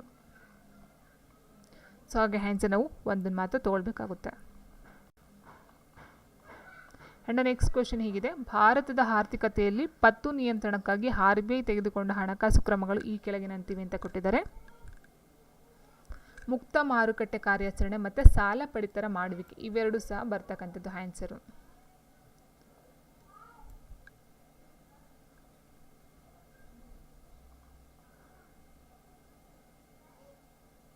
ಆ್ಯಂಡ್ ನೆಕ್ಸ್ಟ್ ಬಂದು ಶಾಸನಬದ್ಧ ಮೀಸಲು ನಿಷ್ಪತ್ತಿ, ಬಳಕೆದಾರ ಕ್ರೆಡಿಟ್ ನಿಯಂತ್ರಣ ಇವೆಲ್ಲ ಸಹ RBIನಲ್ಲಿ ಅಡಿಯಲ್ಲಿ ಬರ್ತಕ್ಕಂಥದ್ದು. ಮುಕ್ತ ಮಾರುಕಟ್ಟೆ ಕಾರ್ಯಾಚರಣೆ, ಸಾಲ ಪಡಿತರ ಮಾಡುವಿಕೆ, ಶಾಸನಬದ್ಧ ಮೀಸಲು ನಿಷ್ಪತ್ತಿ, ಬಳಕೆದಾರ ಕ್ರೆಡಿಟ್ ನಿಯಂತ್ರಣ ಈ 4 ಸಹ ಬರ್ತಕ್ಕಂಥದ್ದು. ಸೊ ಆನ್ಸರ್ ಬಂದು ಸೊ ಇಲ್ಲಿ ಆಪ್ಷನ್ 4 ಏನಿದೆಯೋ ಇದಾಗುತ್ತೆ. ನೆಕ್ಸ್ಟು ಮಹಲನೋಬಿಸ್ನ ಬಿ ವಲಯ ಮಾದರಿಯು ಈ ಕೆಳಗಿನ ಯಾವ ಸೋವಿಯತ್ ಅರ್ಥಶಾಸ್ತ್ರಜ್ಞನ ಬಹು ಹಿಂದೆ ಅಭಿವೃದ್ಧಿಪಡಿಸಿದ ಮಾದರಿಗೆ ತುಂಬ ಹತ್ತಿರದ ಹೋಲಿಕೆಯಾಗಿದೆ ಅಂತ ಕೊಟ್ಟಿದ್ದಾರೆ. ಸೊ ಆನ್ಸರ್ ಬಂದು ಫೆಲ್ಡ್ಮನ್. ನೆಕ್ಸ್ಟ್ ಬಂದು ಈ ಕೆಳಗಿನ ಯಾವುದರೊಂದಿಗೆ ಗಿನಿ ಕೋಎಫಿಷಿಯೆಂಟನ್ನು ಸಂಯೋಜಿಸಬಹುದು ಅಂತ ಕೊಟ್ಟಿದ್ದಾರೆ. ರಾಷ್ಟ್ರೀಯ ಆದಾಯದ ಅಸಮಾನತೆ, ಲಾರೆನ್ಸ್ ಕರ್ವ್, ಶಿಕ್ಷಣ ಪದ್ಧತಿ ಅಂತ ಕೊಟ್ಟಿದ್ದಾರೆ. ಸೊ ಆನ್ಸರು ರಾಷ್ಟ್ರೀಯ ಆದಾಯದ ಅಸಮಾನತೆ ಮತ್ತು ಲಾರೆನ್ಸ್ ಕರ್ವ್ ಅಂತಕ್ಕಂಥದ್ದು ಎರಡು ಆನ್ಸರು ಗಿನಿ ಕೋಎಫಿಷಿಯೆಂಟ್ನ ಅಡಿಯಲ್ಲಿ ಬರ್ತಕ್ಕಂಥದ್ದು. ಸೊ ನೆಕ್ಸ್ಟ್ ಬಂದು 2023 ಏಷ್ಯನ್ ಗೇಮ್ಸ್ನಲ್ಲಿ ಟೆನ್ನಿಸ್ ಮಿಶ್ರ ಡಬಲ್ಸ್ನಲ್ಲಿ ಚಿನ್ನದ ಪದಕವನ್ನು ಗೆದ್ದಂಥ ಭಾರತದ ಜೋಡಿ ಯಾರು ಅಂತ ಕೊಟ್ಟಿದ್ದಾರೆ. ಸೊ ಆನ್ಸರ್ ರೋಹನ್ ಬೋಪಣ್ಣ ಮತ್ತು ತುರುಜಾ ಭೋಸ್ಲೆ. 2023ಕ್ಕೆ ಸಂಬಂಧಿಸಿದಂತೆ ಕೆಳಗಿನ ಹೇಳಿಕೆಗಳನ್ನು ಓದಿರಿ ಮತ್ತು ಸೂಕ್ತ ಉತ್ತರವನ್ನು ಆಯ್ಕೆ ಮಾಡಿ ಅಂತ ಕೊಟ್ಟಿದ್ದಾರೆ. ಭಾರತದ GDPಗೆ ಸೇವಾ ವಲಯದ ಕೊಡುಗೆ ದೊಡ್ಡದಾಗಿದೆ, ಭಾರತದ GDPಗೆ ಪ್ರಾಥಮಿಕ ವಲಯದ ಕೊಡುಗೆ ದೊಡ್ಡದಾಗಿದೆ ಅಂತ ಕೊಟ್ಟಿದ್ದಾರೆ. ಸೊ ಇವೆರಡನ್ನು ನೋಡ್ತಾ ಹೋದಾಗ ಆನ್ಸರ್ ಇದು ಬರುತ್ತೆ, ಇದು ತಪ್ಪಾಗುತ್ತೆ. ಆ್ಯಂಡ್ ನೆಕ್ಸ್ಟು ಭಾರತದ ಒಟ್ಟು ಉದ್ಯೋಗಕ್ಕೆ ಪ್ರಾಥಮಿಕ ವಲಯದ ಕೊಡುಗೆ ದೊಡ್ಡದಾಗಿದೆ, ಭಾರತದ ಒಟ್ಟು ಉದ್ಯೋಗಕ್ಕೆ ಸೇವಾ ವಲಯದ ಕೊಡುಗೆ ದೊಡ್ಡದಾಗಿದೆ ಅಂತ ಕೊಟ್ಟಿದ್ದಾರೆ. ಸೊ ನೋಡಿ ಇಲ್ಲಿ GDP ಸೇವಾ ವಲಯ ದೊಡ್ಡ ಕೊಡುಗೆ, ಭಾರತದ GDPಗೆ ಸೇವಾ ವಲಯದ ಕೊಡುಗೆ ದೊಡ್ಡದಾಗಿದೆ. ಆದರೆ ಭಾರತದ ಒಟ್ಟು ಉದ್ಯೋಗಕ್ಕೆ ಇರ್ತಕ್ಕಂಥದ್ದು ಸೇವಾ ವಲಯದ ಕೊಡುಗೆ ದೊಡ್ಡದಾಗಿಲ್ಲ, ಪ್ರಾಥಮಿಕ ವಲಯದ ಕೊಡುಗೆ ದೊಡ್ಡದಾಗಿರ್ತಕ್ಕಂಥದ್ದು. ಸೊ ಇದು ತಪ್ಪಾಗ್ತಕ್ಕಂಥದ್ದು. ಆನ್ಸರ್ ಬಂದು 1 ಮತ್ತು 3. ಆ್ಯಂಡ್ ನೆಕ್ಸ್ಟ್ ಕ್ವೆಶನ್, ಆರ್ಥಿಕತೆಗೆ ಲಿಕ್ವಿಡಿಟಿಯನ್ನು ಇಂಜೆಕ್ಟ್ ಮಾಡಲು RBI ಈ ಕೆಳಗಿನ ಯಾವ ವಿಧಾನಗಳನ್ನು ಅಳವಡಿಸಿಕೊಂಡಿದೆ ಅಂತ ಕೊಟ್ಟಿದ್ದಾರೆ. ಸೊ ಇಲ್ಲಿ ಬ್ಯಾಂಕುಗಳಿಂದ ಸರ್ಕಾರಿ ಬದ್ಧತೆಗಳನ್ನು ಖರೀದಿಸುವಿಕೆ ಮತ್ತು SLR ಅನ್ನು ಕಡಿಮೆ ಮಾಡುವಿಕೆ ಇದೆರಡು ಆನ್ಸರ್ ಆಗ್ತಕ್ಕಂಥದ್ದು. ಭಾರತದ ಆರ್ಥಿಕತೆ ಕುರಿತಂತೆ 2023 ಮತ್ತು 2024 ಹಣಕಾಸು ವರ್ಷಕ್ಕೆ ಸಂಬಂಧಿಸಿದಂತೆ ಈ ಕೆಳಗಿನ ಹೇಳಿಕೆಗಳನ್ನು ಪರಿಗಣಿಸಿ ಅಂತ ಕೊಟ್ಟಿದ್ದಾರೆ. ಸೊ ಇಲ್ಲಿ 2023 ಆರ್ಥಿಕ ವರ್ಷದ 4ನೇ ತ್ರೈಮಾಸಿಕದಲ್ಲಿ 12 ವಲಯಗಳಲ್ಲಿ 9% ಕಾರ್ಯಾಚರಣೆಯನ್ನು ನಡೆಸಿದೆ ಅಂತ ಕೊಟ್ಟಿದ್ದಾರೆ. ಆ್ಯಂಡ್ ಎಂದು FICCI ನಡೆಸಿದೆ ಉತ್ಪಾದನಾ ಸರ್ವೆಯಲ್ಲಿ ತೋರಿಸಲ್ಪಟ್ಟಿದೆ. ಆ್ಯಂಡ್ 2024 ಮುಂದಿನ 2 ತ್ರೈಮಾಸಿಕಗಳಲ್ಲಿ ಉತ್ಪಾದನೆ ಪುಸ್ತಕಗಳಿಗಾಗಿ ಆರ್ಡರ್, ಉದ್ಯೋಗ, ಬಳಕೆಯ ಸಾಮರ್ಥ್ಯ ಮತ್ತು ಎಲ್ಲ ವ್ಯವಹಾರಗಳ ಪರಿಸ್ಥಿತಿಯ ಬಗ್ಗೆ ಉತ್ಪಾದಕರು ಆಶಾದಾಯಕವಾಗಿರುವುದು ಮುಂದುವರೆದಿದೆ ಅಂತ ಕೊಟ್ಟಿದ್ದಾರೆ. ಸೊ ಇದೆರಡು ಸಹ ಸರಿಯಾಗಿರ್ತಕ್ಕಂಥದ್ದು. ಸೊ ಹಾಗೆ ಆನ್ಸರ್ ನಾವು ಆಪ್ಷನ್ 4 ತೊಗೊಳ್ಬೇಕಾಗುತ್ತೆ. ನೆಕ್ಸ್ಟ್ 2022-23 ಭಾರತೀಯ ಕೃಷಿಯನ್ನು ಉಲ್ಲೇಖಿಸಿ ಈ ಕೆಳಗಿನ ಹೇಳಿಕೆಯನ್ನು ಪರಿಗಣಿಸಿ ಅಂತ ಕೊಟ್ಟಿದ್ದಾರೆ. ಸೊ ಮಾರ್ಚ್ 2023 ಕೃಷಿಗೆ ಸಾಲ ಬೆಂಬಲವು ಹೆಚ್ಚಾಯಿತು. ಕಳೆದ ವರ್ಷದ ಅದೇ ಅವಧಿಯಲ್ಲಿ ಶೇಕಡ 15.4 ಬೆಳವಣಿಗೆಯನ್ನು ದಾಖಲಿಸಿದೆ ಮತ್ತು ಶೇಕಡ 1.9 ಅನುಕ್ರಮದಲ್ಲಿ ಹೆಚ್ಚಳವಾಗಿದೆ. ಇದು ಸರಿ ಇದೆ. ಅಂಡು 179.1 ಲಕ್ಷ ಕ್ವಿಂಟಲ್ಗಾಗಿ ಗುಣಮಟ್ಟದ ಬೀಜ ಲಭ್ಯತೆಯು 2023 ಖಾರಿಫ್ಗೆ 165.7 ಲಕ್ಷ ಕ್ವಿಂಟಲ್ಗಳ ಅಗತ್ಯಕ್ಕಿಂತ ದೇಶದಲ್ಲಿ ಹೆಚ್ಚಾಗಿದೆ. ಇದು ಸಹ ಸರಿ ಇದೆ. ಮಾರ್ಚ್ 2023 ಟ್ರ್ಯಾಕ್ಟರ್ ಮಾರಾಟವು 2 ಅಂಕಿಯ ಬೆಳವಣಿಗೆಯನ್ನು ಕಂಡಿದೆ. ಸೊ ಇದು ಸಹ ಸರಿಯಾಗಿರ್ತಕ್ಕಂಥದ್ದು. ಆಪ್ಷನ್ 4 ಸರಿ ಇದೆ. ಅಂಡ್ ನೆಕ್ಸ್ಟ್ ಕ್ವಶನ್ ಹೀಗಿದೆ. 69ನೇ ಕ್ವಶನ್. ಏಪ್ರಿಲ್ 2023 ವಿಶ್ವ ಬ್ಯಾಂಕ್ ಕಮಾಡಿಟಿ ಔಟ್ಲುಕ್ ಪ್ರಕಾರ ಯಾವ ರೀತಿ ಇದೆ ಅಂತ ಕೊಟ್ಟಿದ್ದಾರೆ. ಸೊ ಇಲ್ಲಿ 2022 ಮೂರನೇ ತ್ರೈಮಾಸಿಕ ಅಂತ್ಯದೊಂದಿಗೆ ಅಂತಾರಾಷ್ಟ್ರೀಯ ಸರಕುಗಳ ಬೆಲೆಗಳು ಕಡಿಮೆಯಾಗುವುದು ಪ್ರಾರಂಭಿಸಿದವು. 2022 ಮಟ್ಟಗಳಿಗೆ ಹೋಲಿಸಿದರೆ 2023ರಲ್ಲಿ ಮತ್ತಷ್ಟು ಕುಸಿಯುತ್ತದೆ ಎಂದು ಅಂದಾಜಿಸಲಾಗಿದೆ. ಇವೆರಡೂ ಸಹ ಈ ಒಂದು 2023 ವಿಶ್ವ ಬ್ಯಾಂಕ್ ಕಮ್ಯುನಿಟಿ ಔಟ್ಲುಕ್ ಅಂದರೆ ಈ ಒಂದು ವಿಶ್ವ ಬ್ಯಾಂಕ್ ಕಮ್ಯುನಿಟಿ ಕೊಟ್ಟಿರ್ತಕ್ಕಂಥ ಒಂದು ವರದಿ. ಸೊ ಎರಡೂ ಸಹ ಸರಿಯಾಗಿರ್ತಕ್ಕಂಥದ್ದು. ಆಪ್ಷನ್ 4. ಆ್ಯಂಡ್ ನೆಕ್ಸ್ಟು, ದೇಶದಲ್ಲಿ ರಸ್ತೆ ಯೋಜನೆಗಳನ್ನು ಉತ್ತೇಜಿಸಲು ಸರ್ಕಾರವು ಇತ್ತೀಚೆಗೆ ಪ್ರಾರಂಭಿಸಿದ ಹೈಬ್ರಿಡ್ ವರ್ಷಾಸನ ಮಾದರಿ ಕುರಿತು ಸರಿಯಾದ ಹೇಳಿಕೆಗಳನ್ನು ಆಯ್ಕೆ ಮಾಡಿ ಅಂತ ಕೊಟ್ಟಿದ್ದಾರೆ. ಸೊ ನೋಡಿ, ಇದು PPPIನ ಅಸ್ತಿತ್ವದಲ್ಲಿರುವ ಇಂಜಿನಿಯರಿಂಗ್ ಪ್ರೊಕ್ಯೂರ್ಮೆಂಟ್ ನಿರ್ಮಾಣ ಮಾದರಿಗಿಂತ ಸುಧಾರಣೆಯಾಗಿದೆ ಅಂತ ಕೊಟ್ಟಿದ್ದಾರೆ. ಈ ಮಾದರಿಯಲ್ಲಿ ಹೂಡಿಕೆಯ ಭಾಗವಹಿಸುವಿಕೆಯು 40:60 ಅನುಪಾತದಲ್ಲಿ ಭಾರತ ಸರ್ಕಾರ ಮತ್ತು ಖಾಸಗಿ ಸಂಸ್ಥೆ ನಡುವೆ ಇರ್ತಕ್ಕಂಥದ್ದು. ಆ್ಯಂಡ್ ನೆಕ್ಸ್ಟ್, ಸರ್ಕಾರದಿಂದ ಟೋಲ್ ಸಂಗ್ರಹಿಸಬೇಕು. ಖಾಸಗಿ ಸಹಭಾಗಿಯು ನಿಗದಿತ ಅವಧಿಗೆ ನಿಗದಿತ ಮೊತ್ತದ ವರ್ಷಾಸನವನ್ನು ಪಡೆಯಬೇಕಾಗುತ್ತದೆ. ಆ್ಯಂಡ್ ನೆಕ್ಸ್ಟ್, ಕ್ಲಿಯರೆನ್ಸ್ ಪರಿಹಾರ, ವಾಣಿಜ್ಯ ಮತ್ತು ಸಂಚಾರಕ್ಕೆ ಸಂಬಂಧಿಸಿದ ಅಪಾಯಗಳನ್ನು ಸರ್ಕಾರವು ಭರಿಸಬೇಕಾಗುತ್ತದೆ. ಸೊ ಈ 4 ಹೇಳಿಕೆಗಳು ಬಂದು ಸಹ ಈ ಒಂದು ಹೈಬ್ರಿಡ್ ವರ್ಷಾಸನ ಮಾದರಿಯ ಅಡಿಯಲ್ಲಿ ಬರ್ತಕ್ಕಂಥದ್ದು ಸರಿಯಾಗಿರ್ತಕ್ಕಂಥದ್ದು ಹೇಳಿಕೆಗಳು. ಆಪ್ಷನ್ 1, 2, 3, 4 ಎಲ್ಲ ಸಹ ಸರಿಯಾಗಿರ್ತಕ್ಕಂಥದ್ದು. ಅಂಡ್ ನೆಕ್ಸ್ಟ್ 71ನೇ ಕ್ವಶನ್. ಭಾರತ ಬಿಟ್ಟು ತೊಲಗಿ ಚಳುವಳಿಯ ಸಂದರ್ಭದಲ್ಲಿ ಮೈಸೂರು ಸಾಮ್ರಾಜ್ಯದಲ್ಲಿ ಮಾತ್ರವಲ್ಲದೆ ಇಡೀ ಭಾರತದಲ್ಲಿ ಮಾತೃ ಮಂದಿರವನ್ನು ಸ್ಥಾಪಿಸುವ ಮೂಲಕ ಭೂಗತ ಸತ್ಯಾಗ್ರಹಿಗಳಿಗೆ ಸಹಾಯ ಮಾಡಿದ ಬಂಧಿಸಲ್ಪಟ್ಟ ಮೊದಲ ಮಹಿಳೆ ಯಾರು ಅಂತ ಕೇಳಿದರೆ ಕಮಲದೇವಿ ಚಟ್ಟೋಪಾಧ್ಯಾಯ, ಉಮಾಬಾಯಿ ಕುಂದಾಪುರ, ಬಳ್ಳಾರಿ ಸಿದ್ದಮ್ಮ, ಲೀಲಾವತಿ ಮಾಗಡಿ ಅಂತ ಕೊಟ್ಟಿದ್ದಾರೆ. ಮಾಗಡಿ.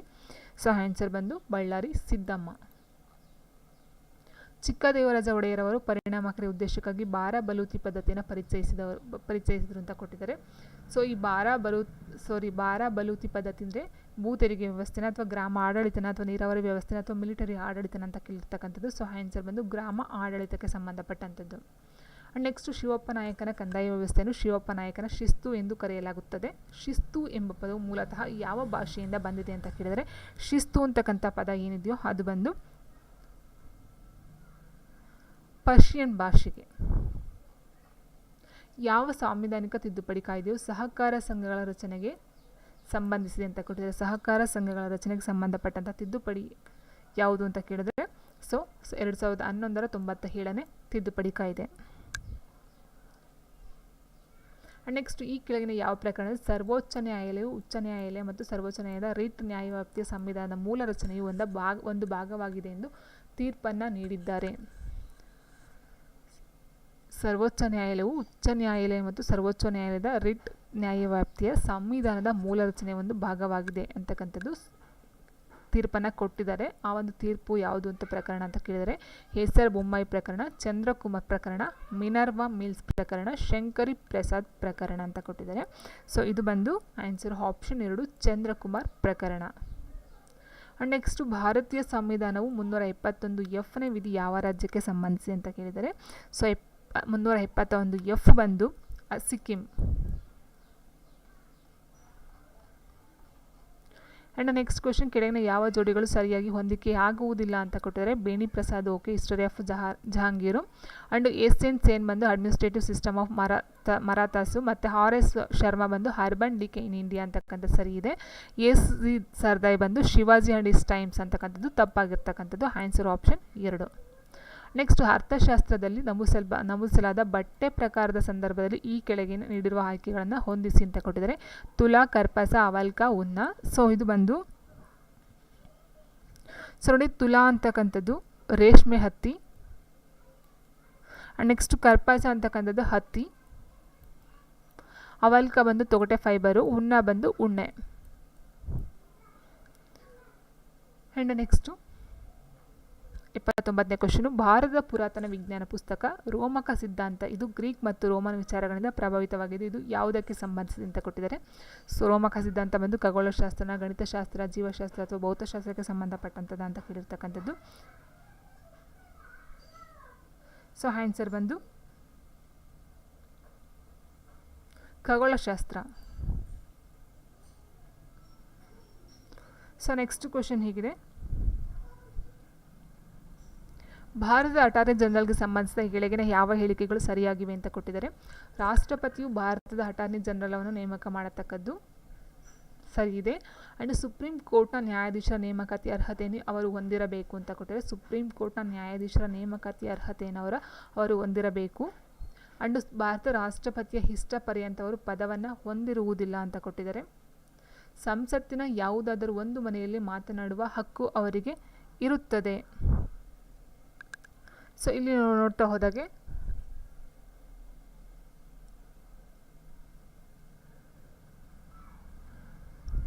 ರಾಷ್ಟ್ರಪತಿಯು ಭಾರತದ ಅಟಾರ್ನಿ ಜನರಲ್ನ ನೇಮಕ ಮಾಡ್ತಾರೆ, ಅದು ಸರಿ ಇದೆ. ಸುಪ್ರೀಂ ಕೋರ್ಟ್ನ ನ್ಯಾಯಾಧೀಶರ ನೇಮಕಾತಿ ಅರ್ಹತೆಯನ್ನು ರಾಷ್ಟ್ರಪತಿಯವರು ಹೊಂದಿರಬೇಕು, ಅದು ಸಹ ಸರಿ ಇದೆ. ಆದರೆ ಭಾರತದ ರಾಷ್ಟ್ರಪತಿಯ ಇಷ್ಟ ಪರ್ಯಂತ ಅವರು ಪದವನ್ನು ಹೊಂದಿರುವ ಹಾಗೆ ಇಲ್ಲ. ಸಂಸತ್ತಿನ ಯಾವುದಾದರೂ ಒಂದು ಮನೆಯಲ್ಲಿ ಮಾತನಾಡುವ ಹಕ್ಕು ಅವರಿಗೆ ಇರ್ತಕ್ಕಂಥದ್ದು ಹಕ್ಕು ಇದೆ. ಸೊ ಹಾಗಾಗಿ ಇಲ್ಲಿ ಆನ್ಸರ್ ನಾವು ಆಪ್ಷನ್ 3 ಏನಿದೆಯೋ ಇದನ್ನು ನಾವು ಬಿಟ್ಟು ಯಾವ ಹೇಳಿಕೆ ಸರಿಯಾಗಿದೆ ಅಂತ ಕೊಟ್ಟಿದ್ದಾರೆ 1, 2 ಮತ್ತು 4 ಸರಿಯಾಗಿರ್ತಕ್ಕಂಥದ್ದು.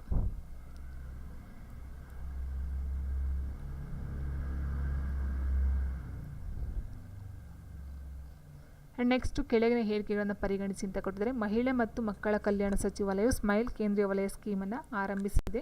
ಜೀವನೋಪಾಯ ಮತ್ತು ಉದ್ಯಮಕ್ಕಾಗಿ ಹಂಚಿನಲ್ಲಿರುವ ವ್ಯಕ್ತಿಗೆ ಪೂರಕವಾಗಿದೆ ಅಂತ ಕೊಟ್ಟಿದ್ದಾರೆ. ಸೊ ಇಲ್ಲಿ ನಾವು ನೋಡ್ತಾ ಹೋದಾಗೆ ಏನಂತ ಹೇಳಿದರೆ ಮಹಿಳೆ ಮತ್ತು ಮಕ್ಕಳ ಕಲ್ಯಾಣ ಸಚಿವಾಲಯ ಅಂತ ಏನಿದೆಯೋ ಇದು ತಪ್ಪಾಗಿರ್ತಕ್ಕಂಥದ್ದು. ಯಾಕಂದರೆ ಸಾಮಾಜಿಕ ನ್ಯಾಯ ಮತ್ತು ಸಬಲೀಕರಣ ಇಲಾಖೆ ಈ ಒಂದು ಸ್ಮೈಲ್ ಕೇಂದ್ರೀಯ ವಲಯ ಸ್ಕೀಮನ್ನು ಆರಂಭವನ್ನು ಮಾಡ್ತಕ್ಕಂಥದ್ದು ಇದು ತಪ್ಪಾಗಿದೆ. ಆ್ಯಂಡ್ ಸ್ಕೀಮನ್ನು ಫೆಬ್ರವರಿ 12, 2022 ನವದೆಹಲಿಯಲ್ಲಿ ಆರಂಭ ಮಾಡ್ತಾರೆ. ಆ್ಯಂಡ್ ಅಂಬ್ರೆಲಾ ಸ್ಕೀಮನ್ನು ತೃತೀಯ ಲಿಂಗಿಗಳ ಸಮುದಾಯಕ್ಕೆ ಮತ್ತು ಭಿಕ್ಷೆ ಬೇಡುವ ಕಾರ್ಯದಲ್ಲಿ ತೊಡಗಿಸಿಕೊಂಡ ವ್ಯಕ್ತಿಗಳಿಗೆ ಕಲ್ಯಾಣ ಕಾನೂನು ಕ್ರಮ ಒದಗಿಸುವುದಕ್ಕಾಗಿ ವಿನ್ಯಾಸವನ್ನು ಮಾಡಿರ್ತಕ್ಕಂಥದ್ದು. ಸೊ ಇದು ಸರಿ ಇದೆ, ಇದು ಸರಿ ಇದೆ, ಇದು ತಪ್ಪಾಗಿರ್ತಕ್ಕಂಥದ್ದು. ಇಲ್ಲಿ ಕೇಳಿದ್ರೆ ಹೇಳಿಕೆಗಳನ್ನು ಪರಿಗಣಿಸಿ ಅಂತ ಕೊಟ್ಟಿದ್ದಾರೆ. ಆ್ಯಂಡ್ ಮೇಲಿನ ಹೇಳಿಕೆಗಳಲ್ಲಿ ಯಾವುದು ಸರಿಯಾಗಿಲ್ಲ ಅಂತ ಕೇಳಿದರೆ ಸರಿಯಾಗಿಲ್ಲ ಅಂತ ಹೇಳಿದಾಗ 1 ಆನ್ಸರ್ ಆಗುತ್ತೆ.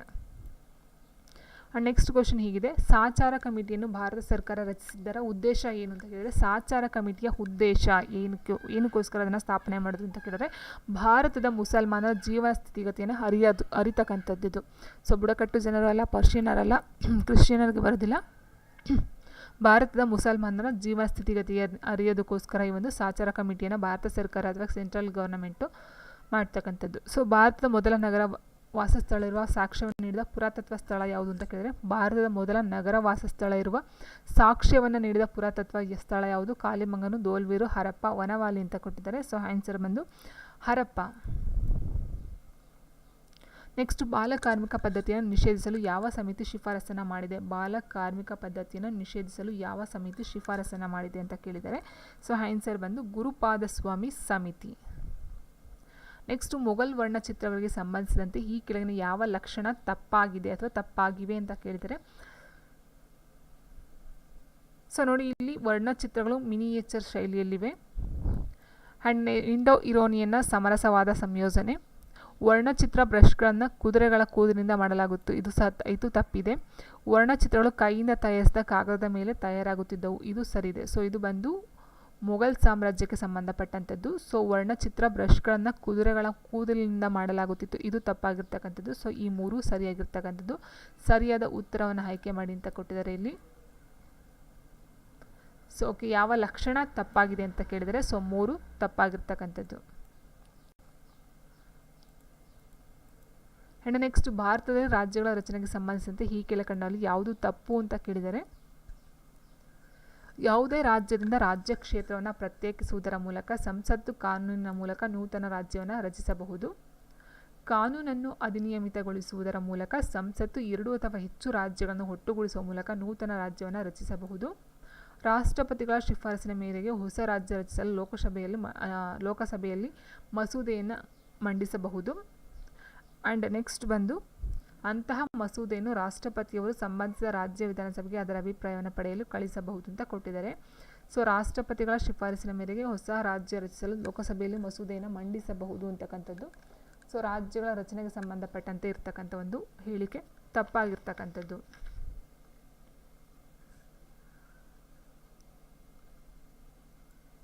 ಸೊ ಹಾಗಾಗಿ ಆನ್ಸರು ಆಪ್ಷನ್ 3. ಆ್ಯಂಡ್ ನೆಕ್ಸ್ಟ್ ಕೆಲ ನಾಯಕರು ಯಾರು ಎಲ್ಲ 3 ದುಂಡು ಮೇಜಿನ ಸಮ್ಮೇಳನದಲ್ಲಿ ಭಾಗವಹಿಸಿದ್ದರು ಅಂತ ಕೇಳಿದರೆ 3 ದುಂಡು ಮೇಜಿನ ಸಮ್ಮೇಳನದಲ್ಲಿ ಭಾಗವಹಿಸ್ತಕ್ಕಂಥವ್ರು ಯಾರು ಬಿ ಆರ್ ಅಂಬೇಡ್ಕರ್ ಮತ್ತು ತೇಜ್ ಬಹದ್ದೂರ್ ಸಫ್ರ್ ಅಂತಕ್ಕಂಥವ್ರು ಆಪ್ಷನ್ 1 ಮತ್ತು 4.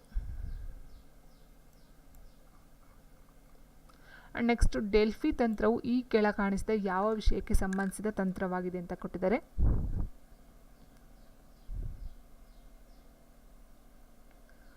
ಸೊ ಇದು ಬಂದು ಮಾನವ ಸಂಪನ್ಮೂಲಗಳ ಯೋಜನೆಗೆ ಸಂಬಂಧಪಟ್ಟಂಥದ್ದು.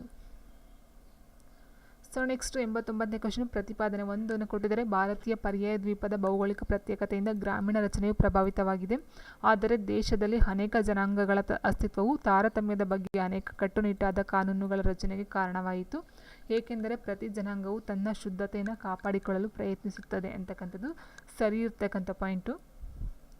ಆ್ಯಂಡ್ ಆಡಳಿತಗಾರರ ಬದಲಾಗದ ಸವಾಲು ರಹಿತ ಹಾಗೂ ಅವರ ಕಡಿಮೆ ಇಚ್ಛೆ ಮತ್ತು ಬ್ರಿಟಿಷರ ಕಡೆಯಿಂದ ಸಹಾನುಭೂತಿಯ ಕೊರತೆಯೊಂದಿಗೆ ಶಿಕ್ಷಣದ ಕೊರತೆಯು ಭಾರತದಲ್ಲಿ ಜಾತಿ ವ್ಯವಸ್ಥೆಯ ಬೆಳವಣಿಗೆಗೆ ಒಲವು ತೋರಿತು. ಸೊ ಎರಡೂ ಸಹ ಸರಿಯಾಗಿರ್ತಕ್ಕಂಥದ್ದು. ಆ್ಯಂಡ್ ಪ್ರತಿಪಾದನೆ ಮತ್ತು ಕಾರಣ ಎರಡೂ ಸಹ ಸರಿಯಾಗಿದೆ, 2 ತಪ್ಪಾಗಿದೆ. ಆ್ಯಂಡ್ 1 ಸರಿ ಇದೆ, 1 ತಪ್ಪಾಗಿದೆ ಅಂತ ಕೊಟ್ಟಿದ್ದಾರೆ. ಸೊ ಪ್ರತಿಪಾದನೆ ಮತ್ತು ಕಾರಣ ಎರಡೂ ಸಹ ತಪ್ಪಾಗಿದೆ ಅಂತ ಕೊಟ್ಟಿದ್ದಾರೆ.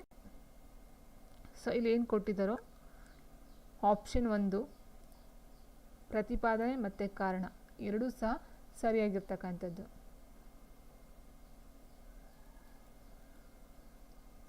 ನೆಕ್ಸ್ಟು ಗೋ ಟ್ರೈಬಲ್ ಕ್ಯಾಂಪೇನ್ ಬುಡಕಟ್ಟು ಮತ್ತು ಕರಕುಶಲ ಕುರಿತು ಜಾಗೃತಿಯನ್ನು ಉತ್ತೇಜಿಸುವ ಗುರಿಯನ್ನು ಹೊಂದಿದೆ ಅಂತ ಕೊಟ್ಟಿದ್ದಾರೆ.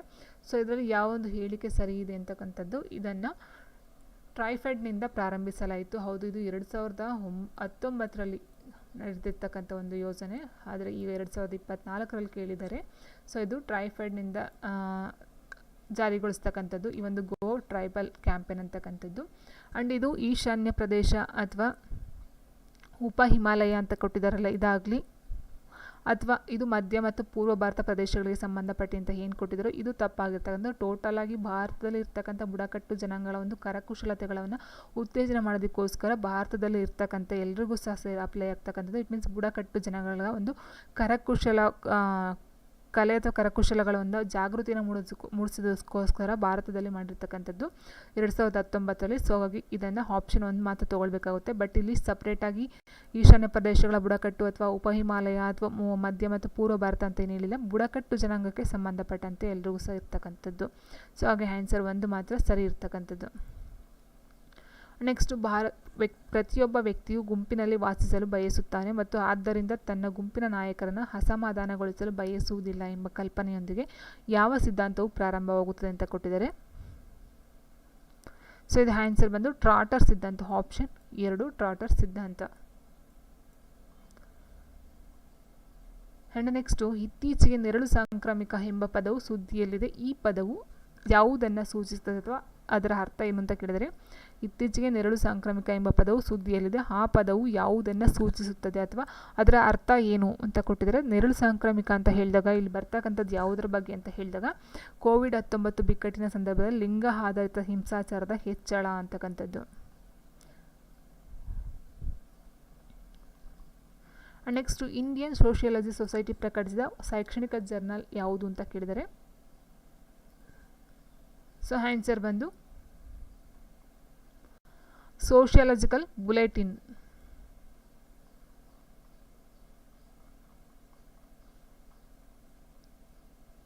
ನೆಕ್ಸ್ಟ್ 94ನೇ ಕ್ವೆಶ್ಚನ್ ಹೀಗಿದೆ.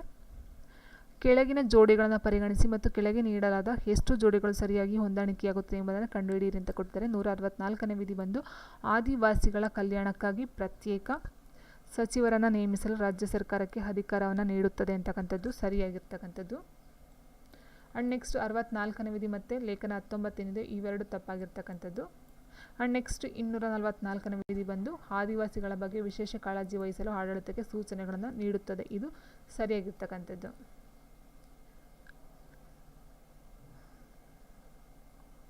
ಆ್ಯಂಡ್ ನೆಕ್ಸ್ಟ್ ಸರಿಯಾದ ಉತ್ತರವನ್ನು ಆಯ್ಕೆ ಮಾಡಿ ಅಂತ ಕೊಟ್ಟಿದ್ದಾರೆ. ಬಟ್ ಇದು ಕರೆಕ್ಟಾದಂಥ ಒಂದು ಇದನ್ನು ಕೊಟ್ಟಿಲ್ಲ ಇಲ್ಲಿ. ಸೊ ಹಾಗಾಗಿ ಆಯ್ಕೆಗಳು ಸಹ ತಪ್ಪಾಗಿರ್ತಕ್ಕಂಥದ್ದು.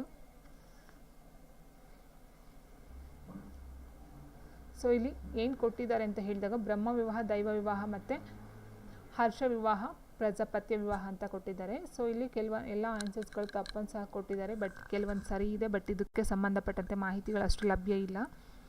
ಆ್ಯಂಡ್ ನೆಕ್ಸ್ಟ್ ಏಡ್ಸ್ನ ಪ್ರಮುಖ ಮಾಹಿತಿ ಕೇಂದ್ರಗಳನ್ನು ಕೊಟ್ಟಿದ್ದಾರೆ, ಈ ಕೆಳಗಳನ್ನು ಹೊಂದಿಕೆಯಾಗುತ್ತವೆ ಅಂತ ಕೊಟ್ಟಿದ್ದಾರೆ. ಸೊ ಇಲ್ಲಿ ಭಾರತೀಯ ಆರೋಗ್ಯ ಸಂಸ್ಥೆ ಇದು ಮುಂಬೈಯಲ್ಲಿ ಬರ್ತಕ್ಕಂಥ, ಇಟ್ ಮೀನ್ಸ್ ಇದನ್ನು ನಾವು ಭಾರತೀಯ ಆರೋಗ್ಯ ನಿಧಿ ಹಾಸ್ಪಿಟಲ್ ಅಂತಲೂ ಹೇಳ್ತೀವಿ. ಸೊ ಆ್ಯಂಡ್ ರಾಷ್ಟ್ರೀಯ ಏಡ್ಸ್ ನಿಯಂತ್ರಣ ಸಂಸ್ಥೆ ಬಂದು ಡೆಲ್ಲಿಲಿ ಇರ್ತಕ್ಕಂಥದ್ದು. ಚೈಲ್ಡ್ ಇನ್ ನೀಡ್ಸ್ ಇನ್ಸ್ಟಿಟ್ಯೂಷನ್ ಬಂದು ಕೋಲ್ಕತ್ತಾದಲ್ಲಿರ್ತಕ್ಕಂಥದ್ದು. ಮಾನವ ಸೇವಾ ಕೇಂದ್ರ ಬಂದು ವಾರಣಾಸಿ. ಸೊ ಇದರ ಪ್ರಕಾರ ನೋಡ್ತಾ ಹೋದಾಗ ಎ ಮತ್ತು ಡಿನ ಆನ್ಸರ್ ಕೊಡಬೇಕಿತ್ತು, ಇಲ್ಲಿ ಕೊಟ್ಟಿಲ್ಲ. ಸೊ ಹಾಗಾಗಿ ಆನ್ಸರು ಇಲ್ಲಿ ಯಾವುದು ಆಗೋದಿಲ್ಲ, ಗ್ರೇಸ್ ಮಾರ್ಕ್ಸ್ ಇದಕ್ಕೆ. ಸೊ ಇಲ್ಲಿ ಆನ್ಸರ್ ಬಂದು ಎ ಮತ್ತು ಡಿ ಸರಿಯಾಗಿರ್ತಕ್ಕಂಥದ್ದು. ಮತ್ತು ಬಿಗೆ ಹೊಸ ನ್ಯೂ ಡೆಲ್ಲಿ ಬರ್ತಕ್ಕಂಥದ್ದು. ಚೈಲ್ಡ್ ಇನ್ ನೀಡ್ಸ್ ಇನ್ಸ್ಟಿಟ್ಯೂಷನ್ ಬಂದು ಕಲ್ಕತ್ತಾದಲ್ಲಿ ಇರ್ತಕ್ಕಂಥದ್ದು. ನೆಕ್ಸ್ಟು ಸಾಪೇಕ್ಷ ಅಭಾವ ಪರಿಕಲ್ಪನೆ ಯಾರು ಪ್ರತಿಪಾದಿಸಿದರು ಅಂತ ಕೊಟ್ಟಿದ್ದಾರೆ. ಆರ್.ಕೆ. ಮಾರ್ಟಿನ್. ಬೌದ್ಧಿಕ ಮತ್ತು ಸಾಮಾಜಿಕ ಪ್ರಕಾರ ಭಾಷೆ ಪದ್ಧತಿಗಳು ಮತ್ತು ಧರ್ಮದ ವೈವಿಧ್ಯತೆಯು ಭಾರತದಲ್ಲಿ ಅಧಿಕವಾದ ಅವಲೋಕನೆಯಾಗಿದೆ. ಈ ಹೇಳಿಕೆಯು ಯಾರಿಗೆ ಸಂಬಂಧಿಸಿದೆ ಎಂದು ಗುರುತಿಸಿ ಅಂತ ಕೊಟ್ಟಿದ್ದಾರೆ. ಸೊ ಬೌದ್ಧಿಕ ಮತ್ತು ಸಾಮಾಜಿಕ ಪ್ರಕಾರ ಭಾಷೆ ಪದ್ಧತಿಗಳು ಮತ್ತು ಧರ್ಮದ ವೈವಿಧ್ಯತೆಯು ಭಾರತದಲ್ಲಿ ಅಧಿಕವಾದ ಅವಲೋಕನೆಯನ್ನು ಆಗಿದೆ ಅಂತಕ್ಕಂಥದ್ದು. So M N. Srinivas, B R. Ambedkar, M K. Gandhi, H. Risley ಅಂತ ಕೊಟ್ಟಿದ್ದಾರೆ. So answer option 4 H. Risley. And next 99ನೇ ಕ್ವಶನ್ ಹೀಗಿದೆ. ಪಟ್ಟಿ 1ರಲ್ಲಿ ನಾಯಕರನ್ನು, ಪಟ್ಟಿ 2ರಲ್ಲಿ ಪ್ರಾರಂಭಿಸಿದ ಚಳುವಳಿಗಳನ್ನು ಕೊಟ್ಟಿದ್ದಾರೆ. ಸುಂದರ್ಲಾಲ್ ಬಹುಗುಣ್, ಬಿಂದೇಶ್ವರ್ ಪಾಠಕ್, ಚಾರ್ ಮಂಜುದಾರ್, ಮೇಧಾ ಪಾಟ್ಕರ್ ಅಂತ ಕೊಟ್ಟಿದ್ದಾರೆ. ಸೊ ಸುಂದರ್ಲಾಲ್ ಬಹುಗುಣ ಏನಿದ್ದಾರೆ ಇವ್ರು ಬಂದು ಚಿಪ್ಕೋ ಚಳುವಳಿ. ಬಿಂದೇಶ್ವರ್ ಪಾಠಕ್ ಬಂದು ಸುಲಭ್ ಆಂದೋಲನ್. ಚಾರ್ ಮಂಜೋದರ್ ಬಂದು ನಕ್ಸಲ್ಬರಿ ಚಳುವಳಿ. ಆ್ಯಂಡ್ ಮೇಧಾ ಪಾಟ್ಕರ್ ಬಂದು ನರ್ಮದಾ ಬಚಾವೋ ಆಂದೋಲನ. ನೆಕ್ಸ್ಟು ಕೆಳಗಿನಲ್ಲಿ ಯಾವುದನ್ನು ಸಾಮಾಜಿಕ ಬದಲಾವಣೆಗೆ ಪರಿಗಣಿಸಬಹುದು ಅಂತ ಕೊಟ್ಟಿದ್ದಾರೆ. ಸಾಮಾಜಿಕ ಬದಲಾವಣೆಗೆ ವಿಜ್ಞಾನ ಮತ್ತು ತಂತ್ರಜ್ಞಾನದ ವಿಸ್ತರಣೆ, ಜನಸಂಖ್ಯೆಯ ಸಂಯೋಜನೆಯಲ್ಲಿ ಬದಲಾವಣೆ, ಸಾಂಸ್ಥಿಕ ರಚನೆ ಮತ್ತು ಕಾರ್ಯದಲ್ಲಿ ಬದಲಾವಣೆ, ಸಿದ್ಧಾಂತ ಮತ್ತು ಮೌಲ್ಯಗಳಲ್ಲಿ ಬದಲಾವಣೆ. ಈ 4 ಸಹ ಆನ್ಸರು ಈ ಒಂದು ಸಾಮಾಜಿಕ ಬದಲಾವಣೆಗೆ ಬರ್ತಕ್ಕಂಥದ್ದು. ಸೊ ಹಾಗೆ ಆನ್ಸರ್ನ ನಾವು ಆಪ್ಷನ್ 4ನ ತೊಗೊಳ್ಬೇಕಾಗುತ್ತೆ. 4 ಆಪ್ಷನ್ಸ್ಗಳು ಸಹ ಸರಿಯಾಗಿರ್ತಕ್ಕಂಥದ್ದು.